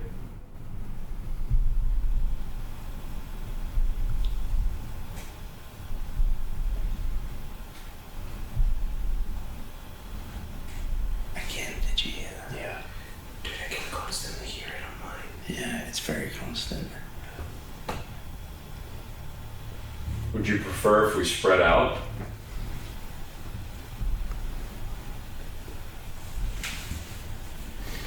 What is that pitter patter? I don't know. I don't know, dude. Whoa, someone just touched the REM pod. Yeah. In the back room. No, here. Oh, in front of you, really? Yeah. Someone's here. Who are you? If you're Martin,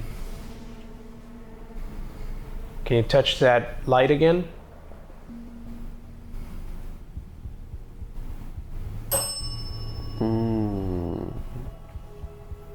Are you saying you are not Martin? I think Martin's here, boys.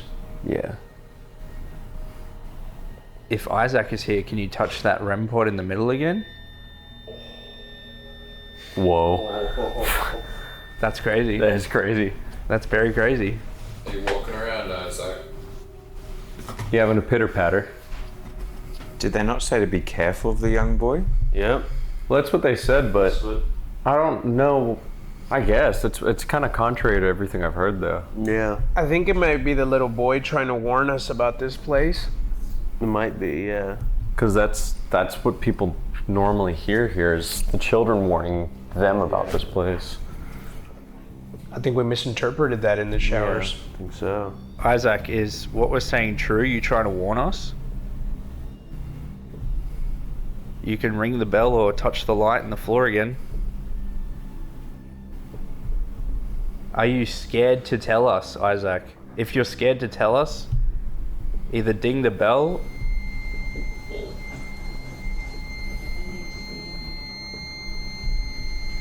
Kind of worked in the shower. Let's see if he'll take the bait here. Is it? It's like they just moved from one side to the other. Yeah, it looks like it. Yeah. I was gonna ask if there's one entity in here that the other spirits fear, and they don't want to talk about him.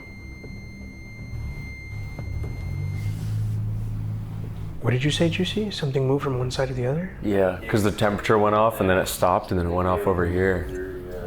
Narrative.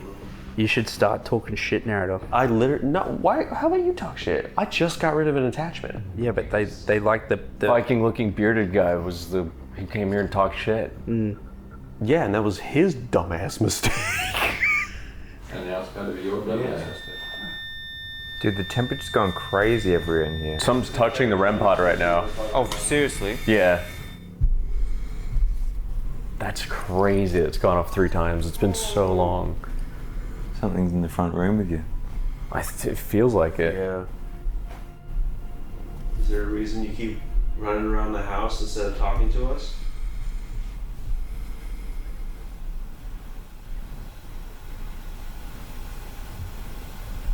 You heard that, right? Mm-hmm. Are you moving in there, Josh? No, I'm dead still. Can you hear that too? No. I heard that. Whoa. You hear that? Yeah. I couldn't hear it. I heard that one perfectly. And that's what I keep hearing. It's like right around here.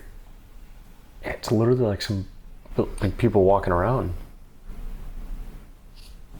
Alright, we're gonna try to see if we can pinpoint the sound of the footsteps. Hello, Josh.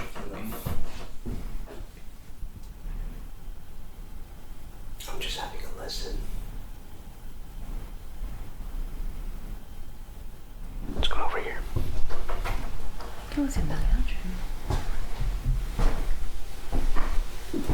Okay, so I like this.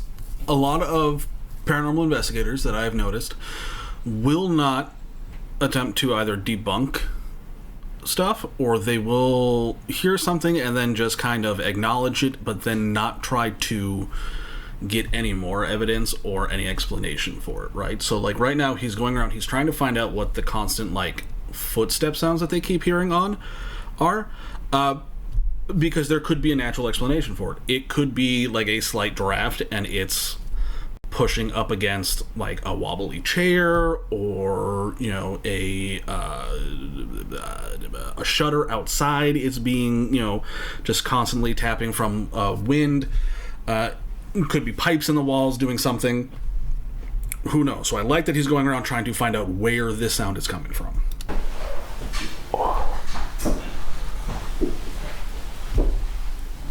It feels really heavy over here. Hello?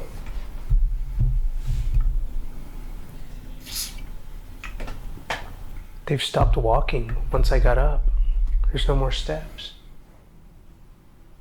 Are you still here with us? Can you ding the bell?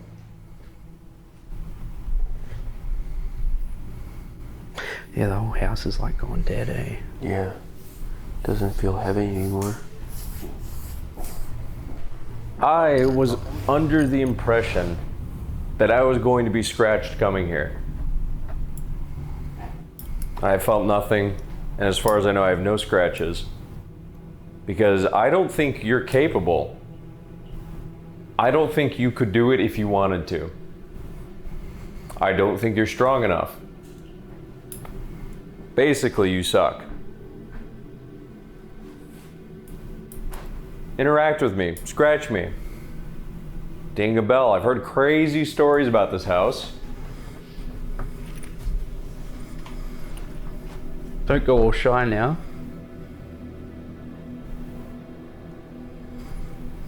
Your house sucks. It's full of asbestos. And the stove shakes when you walk in the kitchen. Is it me or does it smell really bad now? It does. It wasn't like this when we first came in, though. No. I'm in the... Okay, so let's talk about that. They're now suddenly smelling things.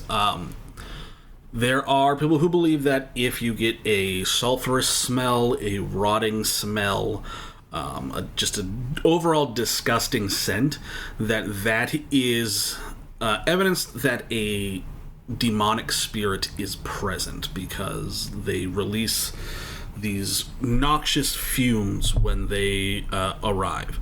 Now, he is attempting to slightly antagonize the spirits. He is not outright yelling or, screaming, calling them cowards, stuff like that. He's basically just saying that he doesn't believe that they are strong enough. Now, the fact that there is a scent that's appearing could be a response to that, being like, well, I am powerful enough and you're getting on my nerves, but not enough for me to scratch you just yet. So I'm curious to see where this keeps going. The back all by myself. Go on and scratch me.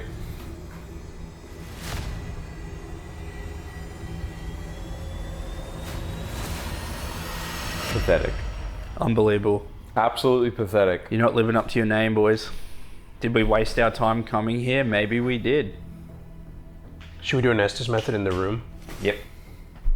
Let me hop in there, bruh. That's also something, too, that you need to be careful of, and you need to be accepting of. When you go out ghost hunting, sometimes you're not going to get anything.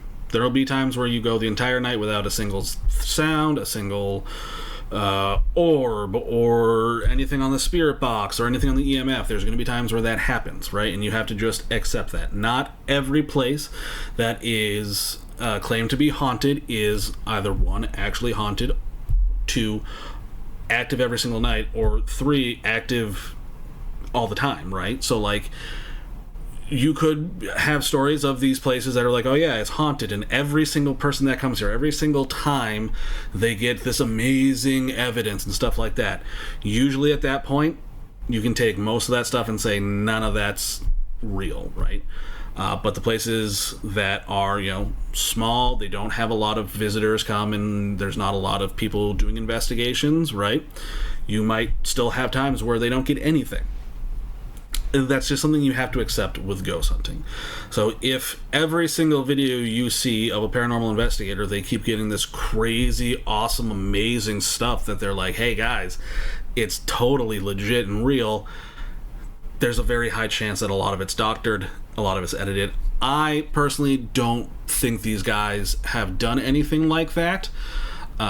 So far from what I've seen, just the fact that they're willing to try to debunk some of these sounds goes to show me that they're not going to be like, yeah, let's go put in fake evidence. So I like this. So I like these guys a lot. You want to go in? Yeah, you are being a big bitch. That's right. I'm right here. Scratch this motherfucker. Scratch me. I've seen pictures, tons of people that you've scratched. Tons. Seen over 20 pictures. It's kind of disappointing. What do you think, Dose? Any scratches? I think there's nothing on there but a freckle. Nothing but a freckle. We've heard incredible stories about this house, but unfortunately, none of the stories have come true for us, even though Juicy has tried his best at chatting the most shit. So now, we're thinking maybe it's pointless to use the instruments, and we're going to try and get some actual words out. So Eddie is going to go into the Estes method, and we're going to see what happens. This specific chair is supposed to be great for the Estes method in this room. The tour guide specifically says that when she does tours here, whoever does the Estes always sits in this chair. That's right. They've had this cover 2 slam shut and open itself multiple times. So hopefully that happens too. Hopefully I get scratched. So again, something like that where they say like, oh yeah, everyone does the Estes method in this chair and they always get something. probably not true. They're probably trying to either hype themselves up about it or, again, spirit boxes, it's a 50-50 whether or not you think that they actually work. So it could very well just be absolutely nothing. Leilani gets thrown through the ceiling. The cupboard door flies open. Josh does 36 backflips and then lands and asks for the babe. Shit, we're in for a good night. I just did a backflip. All right, boys, it's time. Here we go. Y'all ready? Yep. And he's in.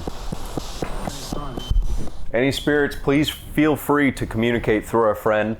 You should be able to vocalize to him. He should be a bit easier to influence, and you must talk clearly, and he'll tell us what you say. You're also from the 1800s, so if you don't understand the instruments, then use your words. Is there anyone in the room right now? If someone's here, who are you?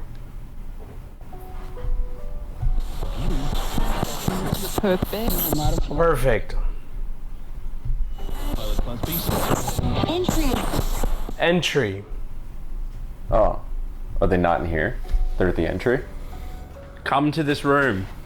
They said they're in the entry, Josh. Oh. Is this house really the most haunted place in the quarantine station?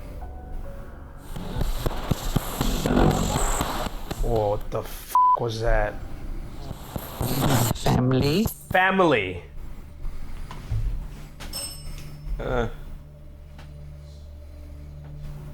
Someone mentioned possession, and I'm pretty sure I... Go find them. Ew, I don't like go find them. Nah.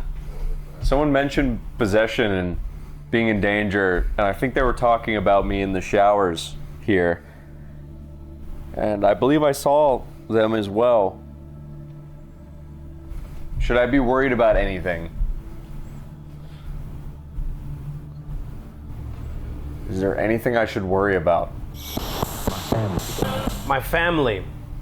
Oh, do you think they're saying that whoever we're talking to, like their family is here? Nah. There were a lot of families that came through here, though. Yeah. Somebody wants something. Is everybody entertained? Not really. We're trying to be. We'd be entertained if you scratched Juicy. I can't do anything like that. Yeah, I know you can. You've done it before. We've seen proof. You're lying. Hey, thanks for coming. Okay. That's right. See you later. I know you can do something. Nah, it's okay. Before. No. Go ahead. And rained in. And it rained in. To the spirit who we're talking to, do you know the entity of who can scratch our Right physical presence. Great physical presence. We don't feel it. Speak here. Come to the morgue as well. Come to the morgue. We were already at the morgue. We were at the morgue. Were you there? I believe we taught somebody named Victor there.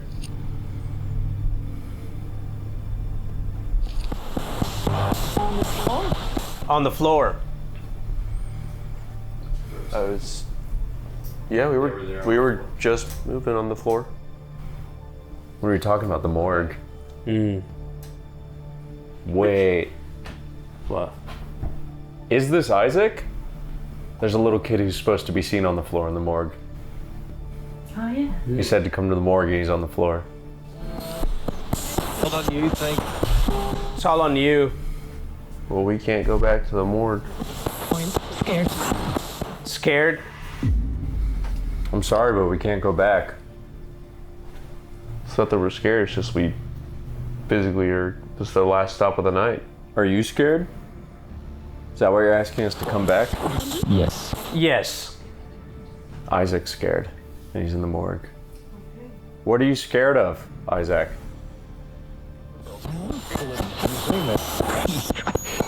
Please. What? What's wrong? Here. We can't come to the morgue. It's like it's like he's really trying to get us to go back to the morgue, but he seems scared. I think. I think. Really? Really? Started doing this. You started doing this. Well, we tried to communicate in the morgue earlier. We were. Bro's running on 10,000 ping, bro. He just got there. He's 6. Give him a break. I can hear everything. In my house. In my house. What was that? Whoa, that's crazy. There was like a girl's voice out there. Keep going. Let's go. What'd you hear? The girl's voice, that's... Out near where the bathtub is. Out to the right, isn't it? Yeah, that's where you're supposed to hear a girl's voice. Wait, he just said I can hear everything in my house. You. Check the blood. Check the blood. Check the blood? I'm walking up to the bathroom, was that you? From here. All together. Well, that was Together. weird, bro. Whoa. It was like a chick's voice going. It's the only chance you get. We're here. Okay. We're all here together. Could you make another noise? Check the blood. Where's the bathtub? Right here. In the asbestos room. It's always in the box room. I'm at the door. Can you make another noise? Are you in there? We're here at the laundry. Hello?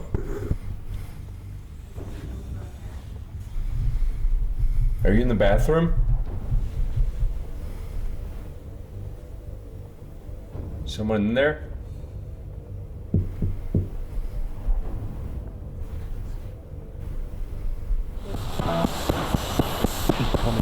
He's coming. Who's coming? Are you hiding in here from him? Sammy? Sammy? Hello. Sam. Hi, Sam. There's supposed to be someone named Sam here. Really? Yeah. Yeah. Sam was the guy's name? Yeah. Why have we been like talking to Marvin or some shit? There's more than one. You hear Sam? Ron, can you give me a sign if Sam's still coming? Can you do that, Ron? It's the region. It's the region. Wonder if Sammy was Australian. Is he talking about the third grave site that's up there? Stop it. Oh, stop it. Comrade. I remember. I remember. And causes her. Cat's intense. A cat scratch. Whoa. Uh-oh. I'm waiting for you. It causes hurt. Are you ready for the Are you ready for it? Yeah, cat scratches suck. Good luck today, money up. It's a good lie today. I got my belly out. I'd love to be. Give me a cat I would love to scratch. be. Scratch him. I got the whole belly up. I don't know. Oh, I do. Although I'm here. I can't help. Guts. Yep. That's the guts right there. I can't wait for Time for you to come death. out. You're already dead, bro. Why is it at that time? Why is there a dead person? It felt. It felt.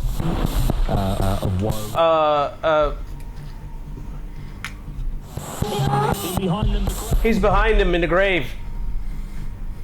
Your listeners could send you burn. Oh. Until the big burn. You can mess with it until you burn. No, we won't be messing with the graves. What the hell? Didn't everywhere around here burn down? Yeah. Clean the tomb. What was that? What was that? There was a light that just showed up. Right in this glass doorway here, right? We can see the light reflecting from their camera, the IR camera, right? IR lights release a light that the camera can pick up on. And then there's a light that shows up right here on the side. Burn down? Right there. Yeah. Clean the tomb. Is there somebody outside?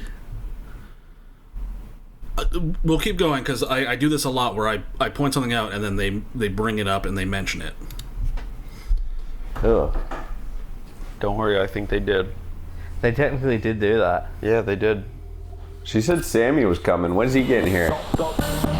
Stop. What? Keep it moving. No, I want to talk about Sammy. When's he showing up? Yeah, why can't we talk about Sammy? Murder. You walked in, he said murder instantly, so. Yeah. Yep. Doing best favor. He just said yep, so. Are you murdering him? You're a rich man. Why are you murdering him? He said you're a rich man. He's murdering you because you're a rich man. Pretty understandable in this place. Oh, wait. Do you think they want to murder you because you're rich, because you would have a higher status here? I'm gonna go swim by the yard. Communicate much with him? I can't communicate much with him. Because he's rich. He's rich. Mully. He said Mully. What do you want? Yeah, show the action. Yeah, show the action. He said I can't communicate much with him, and then he said Mully. You gotta stop talking shit, dude. So far in this grade. Okay. Quick little disclaimer. Don't vape on camera when you're doing an investigation, because it could contaminate things. One of the things that you want to be able to find are things like mists and shadows that are moving. And if somebody is, even though we can see he's dead center camera, if somebody's vaping off camera, that can move in front of the camera, and we might not be able to see with our eyes, but the camera can pick it up. Try to refrain. You can go a few hours without hitting the vape. We're so far in this grade. I'll start shadowboxing, motherfucker. Wow, he's on it. Wow, he's on it. Fucking oath. Don't tempt You got me, it. brother. Big hitter.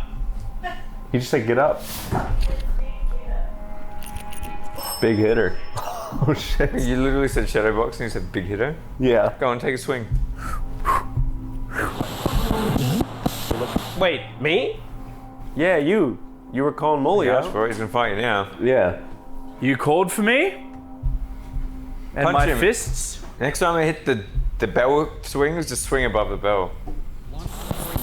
The both of us want is the number. The both of us want it. I'm waiting. He said both of us want it. Wait, boy, swing that bell. Told me he's not gonna Swing that bell, boy. something. Tap that bell. Tap your head, bitch. What are you waiting for? Oh, Ding that bell, mother. oh shit. Oh. Take a look at He literally Take a said look at Ding the bell. It's a car. 10 seconds. 10 seconds. You Count have down, 10 Jesse, seconds. count down. People have seen. Most people have 8, seen. 7, 6, 5, 4, 3, 2, 1. goes down to the crease. Go stand in the crease. Oh, go stand in the crease, pussy boy. Where's the crease of the house? Where? It's here, the doorway. I can't believe nothing happened for an hour, and now we've had 5 direct responses I'm in the crease, brother. with Mully boxing Where the you ghost. at? Oh, he's real quiet now. Yeah, what now? We got a little pussy boy in the house, do we? My boy's a geek. You don't want to with him. Comes to do some film. Play magic, bitch. Come do some filming. Oh, Josh just opened the camera. He wants you to film the fight like World Star. World star, world star. Are you laughing at us? He definitely doesn't know what World Star means. I gotta go stand by this bell for this little. Isaac can like What? Isaac and what? he's 6. He just said he's sick. Little boy calling me out. Eddie just said he's Yeah, he sick. direct responded to you, dude. Holy shit. So we find Look what you've Isaac. done. Is Isaac not the ghost of the 6-year-old boy? Are they not? They're just gonna brush past that? Am I crazy? Is Isaac not the voice? I'll fight Isaac. The 6-year-old that died at the quarantine station. You have to start swinging lower, brother. Sounds like someone's crying. Yeah, Isaac's scared. Get up, Molly. No, he called me out. Maybe someone else called Baby it. actor. Baby actor. This is weird. It looks like you got no legs. I'm waiting for that bell, Juicy. Straight through the wall. Oh, hell no. Molly's trying to box the 6-year-old at the quarantine station. And you made him cry and then start acting like a baby. He said, baby actor. He's not a real baby, he's a baby actor. Yo, I'm not gonna lie, Isaac. You f***ed up. My boy's gonna knock your shit smooth off. Wow, clap this bitch up right here in this f***ing house. About to teach you the definition of domestic violence, motherfucker. I know you 6, you don't know no better, so we're gonna consider this an accident. All right? So you don't gotta cry. We're gonna chat shit, you better be ready to make a move, bitch. Oh, he's 6. You're 30. He's 6 with tobacco. Got him. I've got. Have you forgotten? From here. Wait, what It's is the it? sun here. How'd you like that, little man? Wait, what did you Did they say got him? He said, have you forgotten? It's the sun here. Yeah, have you forgotten to? He's a kid. Or friend. Our friend. Smacked him in the next week, bro. He's dead now. Oh. Eddie just said, oh. He's on the floor. Come ding that bell again, boy. I don't think he can get up. He loses. Oh. You heard him, dude. Say sorry. No. You smacked him. Say sorry now. No. Bro's got smallpox, man. Leave him alone. Molly, you're being a Oh no. Technically, he's like older than me, though. Put him back in the acid wash, dude. He's not done yet. Isaac, you alright? Molly just punched you in the face. You okay? I don't know why it's still squared up like that. I'm ready for anything. He ain't done yet. I ain't done yet, though. Isaac, are you alright? Go up even more. You talk even more. Hey, he's back. Chatting your shit, motherfucker. He said talk even more. He said talk even more, pussy. If you can, scratch his back. Little mother. All around the world. You boys are all around the world. Wait, what did he say? Yes, we are. Yeah, we're. Yeah, I got boys around the world. One phone call, they'll all come here. My bro's got shooters, Isaac. You done f***ed up. Pow! He just got up. Yeah, he just went, I wish I could say I didn't hear no bell, but... Oh, I did not think the night would go like this, boys. I'm not gonna lie. When Eddie comes out of the Estes, we have to tell him that there's something really dark and f***ed up. What's going on, man? What's going on, Dan? What's going on? I've rejoined. What's going on, man? He said he's rejoined. He must have. He's rejoined the fight. He spawned back in. We cannot let the new father, Eddie, know that. I'm white. I'm white. Wait, Molly, you punched a 6-year-old and his response was, I'm white, I'm white. He knows he's gonna attack her well. Yeah, the #1 rule of fighting is know your enemy, alright? Know your enemy. I'm not gonna lie, this is exactly how I thought the night was gonna go. I'm white knuckling this kid right now. He wants 5. He wants 5. Alright, Molly's given up. Do you concede? Let's pull him. We pull him out. Pull him out. Hang on, it's kind of funny. Molly, do you surrender? No, I'm just resting. Isaac, do you reckon you could not tell anyone about this? Next. Don't tell a f***ing soul what happened in this house. Next person who rolls up with an Estes So method. this is what feels like. Next Estes method, can you not tell the next ghost investigators what happened? Molly from the boys punched me. He's a world-class guy.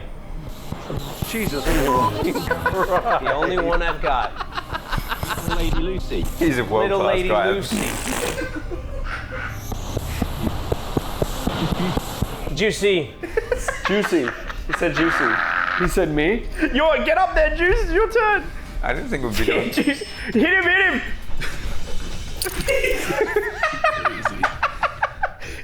Dude, start chatting shit. She was really big. That's really big. Isaac? What's good, bruh? What's good? What do you say? It's really what? That's really big. It's whoa. What's good, little bro? Nothing. What's up? Oh, he's Look into the hallway. Look into the hallway. Now that we're looking. Now that we're looking. Get him, Juicy, get him! Second large.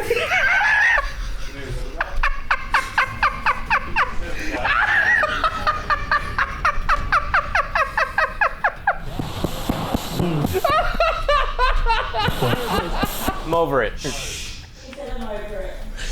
We won. This is beyond perfect, and I love this so much because I had a series on TikTok for a while where I talked about how easy it is to fight cryptids and ghosts and spirits. And it's just, it's harkening me back to a better, simpler time. I love it. It's so great. We won! He's over it! Yeah. Congratulations, tag team to 6. I tried. Yeah, well done. Yeah, high five over that shit. The kid's got f***ing tuberculosis. Pull him out. He can't. I can do this shit all night. Before we pull him out, we gotta like tell him that it's really spooky because we can't. We should all just be sitting on the couch shaking. Where are you? Then he saves the video. I'm so sorry. What do we say though? Have sex. Have sex. Okay. Damn. All right, Juicy, pull him off. And on that note, we'll talk to you later. We're gonna pull our friend out. Okay. He's pulling him out. Everyone walking. Brother, The f just happened? you wouldn't even believe me if I told you. Are you joking? No. Where is everybody? Hey, They're in come out there here. shadow boxing. You blew it right away. This guy sucks. What happened, dude? Was it good or was it? He's asking for more. Okay, so I'm gonna start with. There was a lot of gibberish. There was a weird moment where Dose heard a woman at the bathroom, and then you told us to go over there and check for the blood. There was some genuinely freaky shit happening. Wait, really? Yeah, and then we went over there and you told us all to gather together, and that was terrifying. And then you said that Sammy was coming, and that's one of the people who's supposed to be here. Is Sammy. No f***ing way. Yeah. Yeah, you're right. Yeah. So you did say Molly, and unfortunately that spiraled into. Well, okay. let me just say, you said Molly, and Molly got up, and he's like, "What?" And you started talking shit. Now, there's a chance that the person talking shit was probably Isaac, who's 6. There's also a chance that we're never going to be allowed to come back here again after that Estes. No. Because you kept talking shit, and Molly said, next time you ring that bell, I'm gonna knock your lights out. Josh specifically said he's gonna knock you into next week. And then he dinged the bell and I fucking smacked him right in the head. And then he cried. And then you said that you heard crying. And then he cried and he said, I need 5 minutes. And then he came back and dinged it again.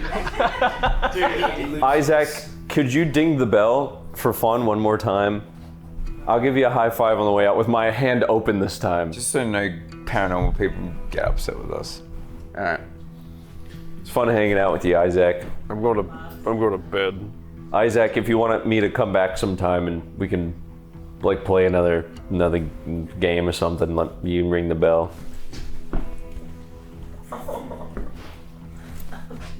Good work, champ. You put up a good fight. Why are you rubbing his face? Give him a back rub. Was the boys at a quarantine station in Sydney, Australia. That was a lot of fun. I especially liked the shadow boxing at the end. Again, sometimes you're going to go out investigating and you're not going to get anything like spooky or like scary, terrifying, skeletons, stuff like that. And sometimes you're going to, you're going to start interacting in like a fun way. Hell, Isaac is the ghost of a 6-year-old. Maybe he knows he's a ghost and is like, hey, there's a bug in here. Anywho, maybe he was like, hey, like the scary guy isn't here right now, so like I'll have fun with you. Like, let's play pretend. I thought they had some great Estes method stuff, especially in the showers. A lot of tapping, a lot of knocking. I love the fact that, excuse me, that they went and did some debunking. That was all really cool. Yeah, let me know down in the comments below what other videos I should react for. Remember, guys, I don't get to do this full time. So like I get like maybe 1, if I'm lucky, 2 days a week to record, and then I have to spend the rest of the week at work, and then being a dad, and then in my spare time I get to edit and stuff like that. So I apologize if it takes me long to get to some videos that you guys want to see, or if I do a different video out of order, stuff like that. But let me know down in the comment. Make sure you guys hit that like and subscribe button. And as always, we all know that I don't know how to end a video. There is a bug flying around here. I need to go get my fly swatter. I see him in the camera. It's not a ghost. It's a bug. He came in because my goddamn air conditioner has a little tiny hole and I can't fill it. Ooh, that's a wasp.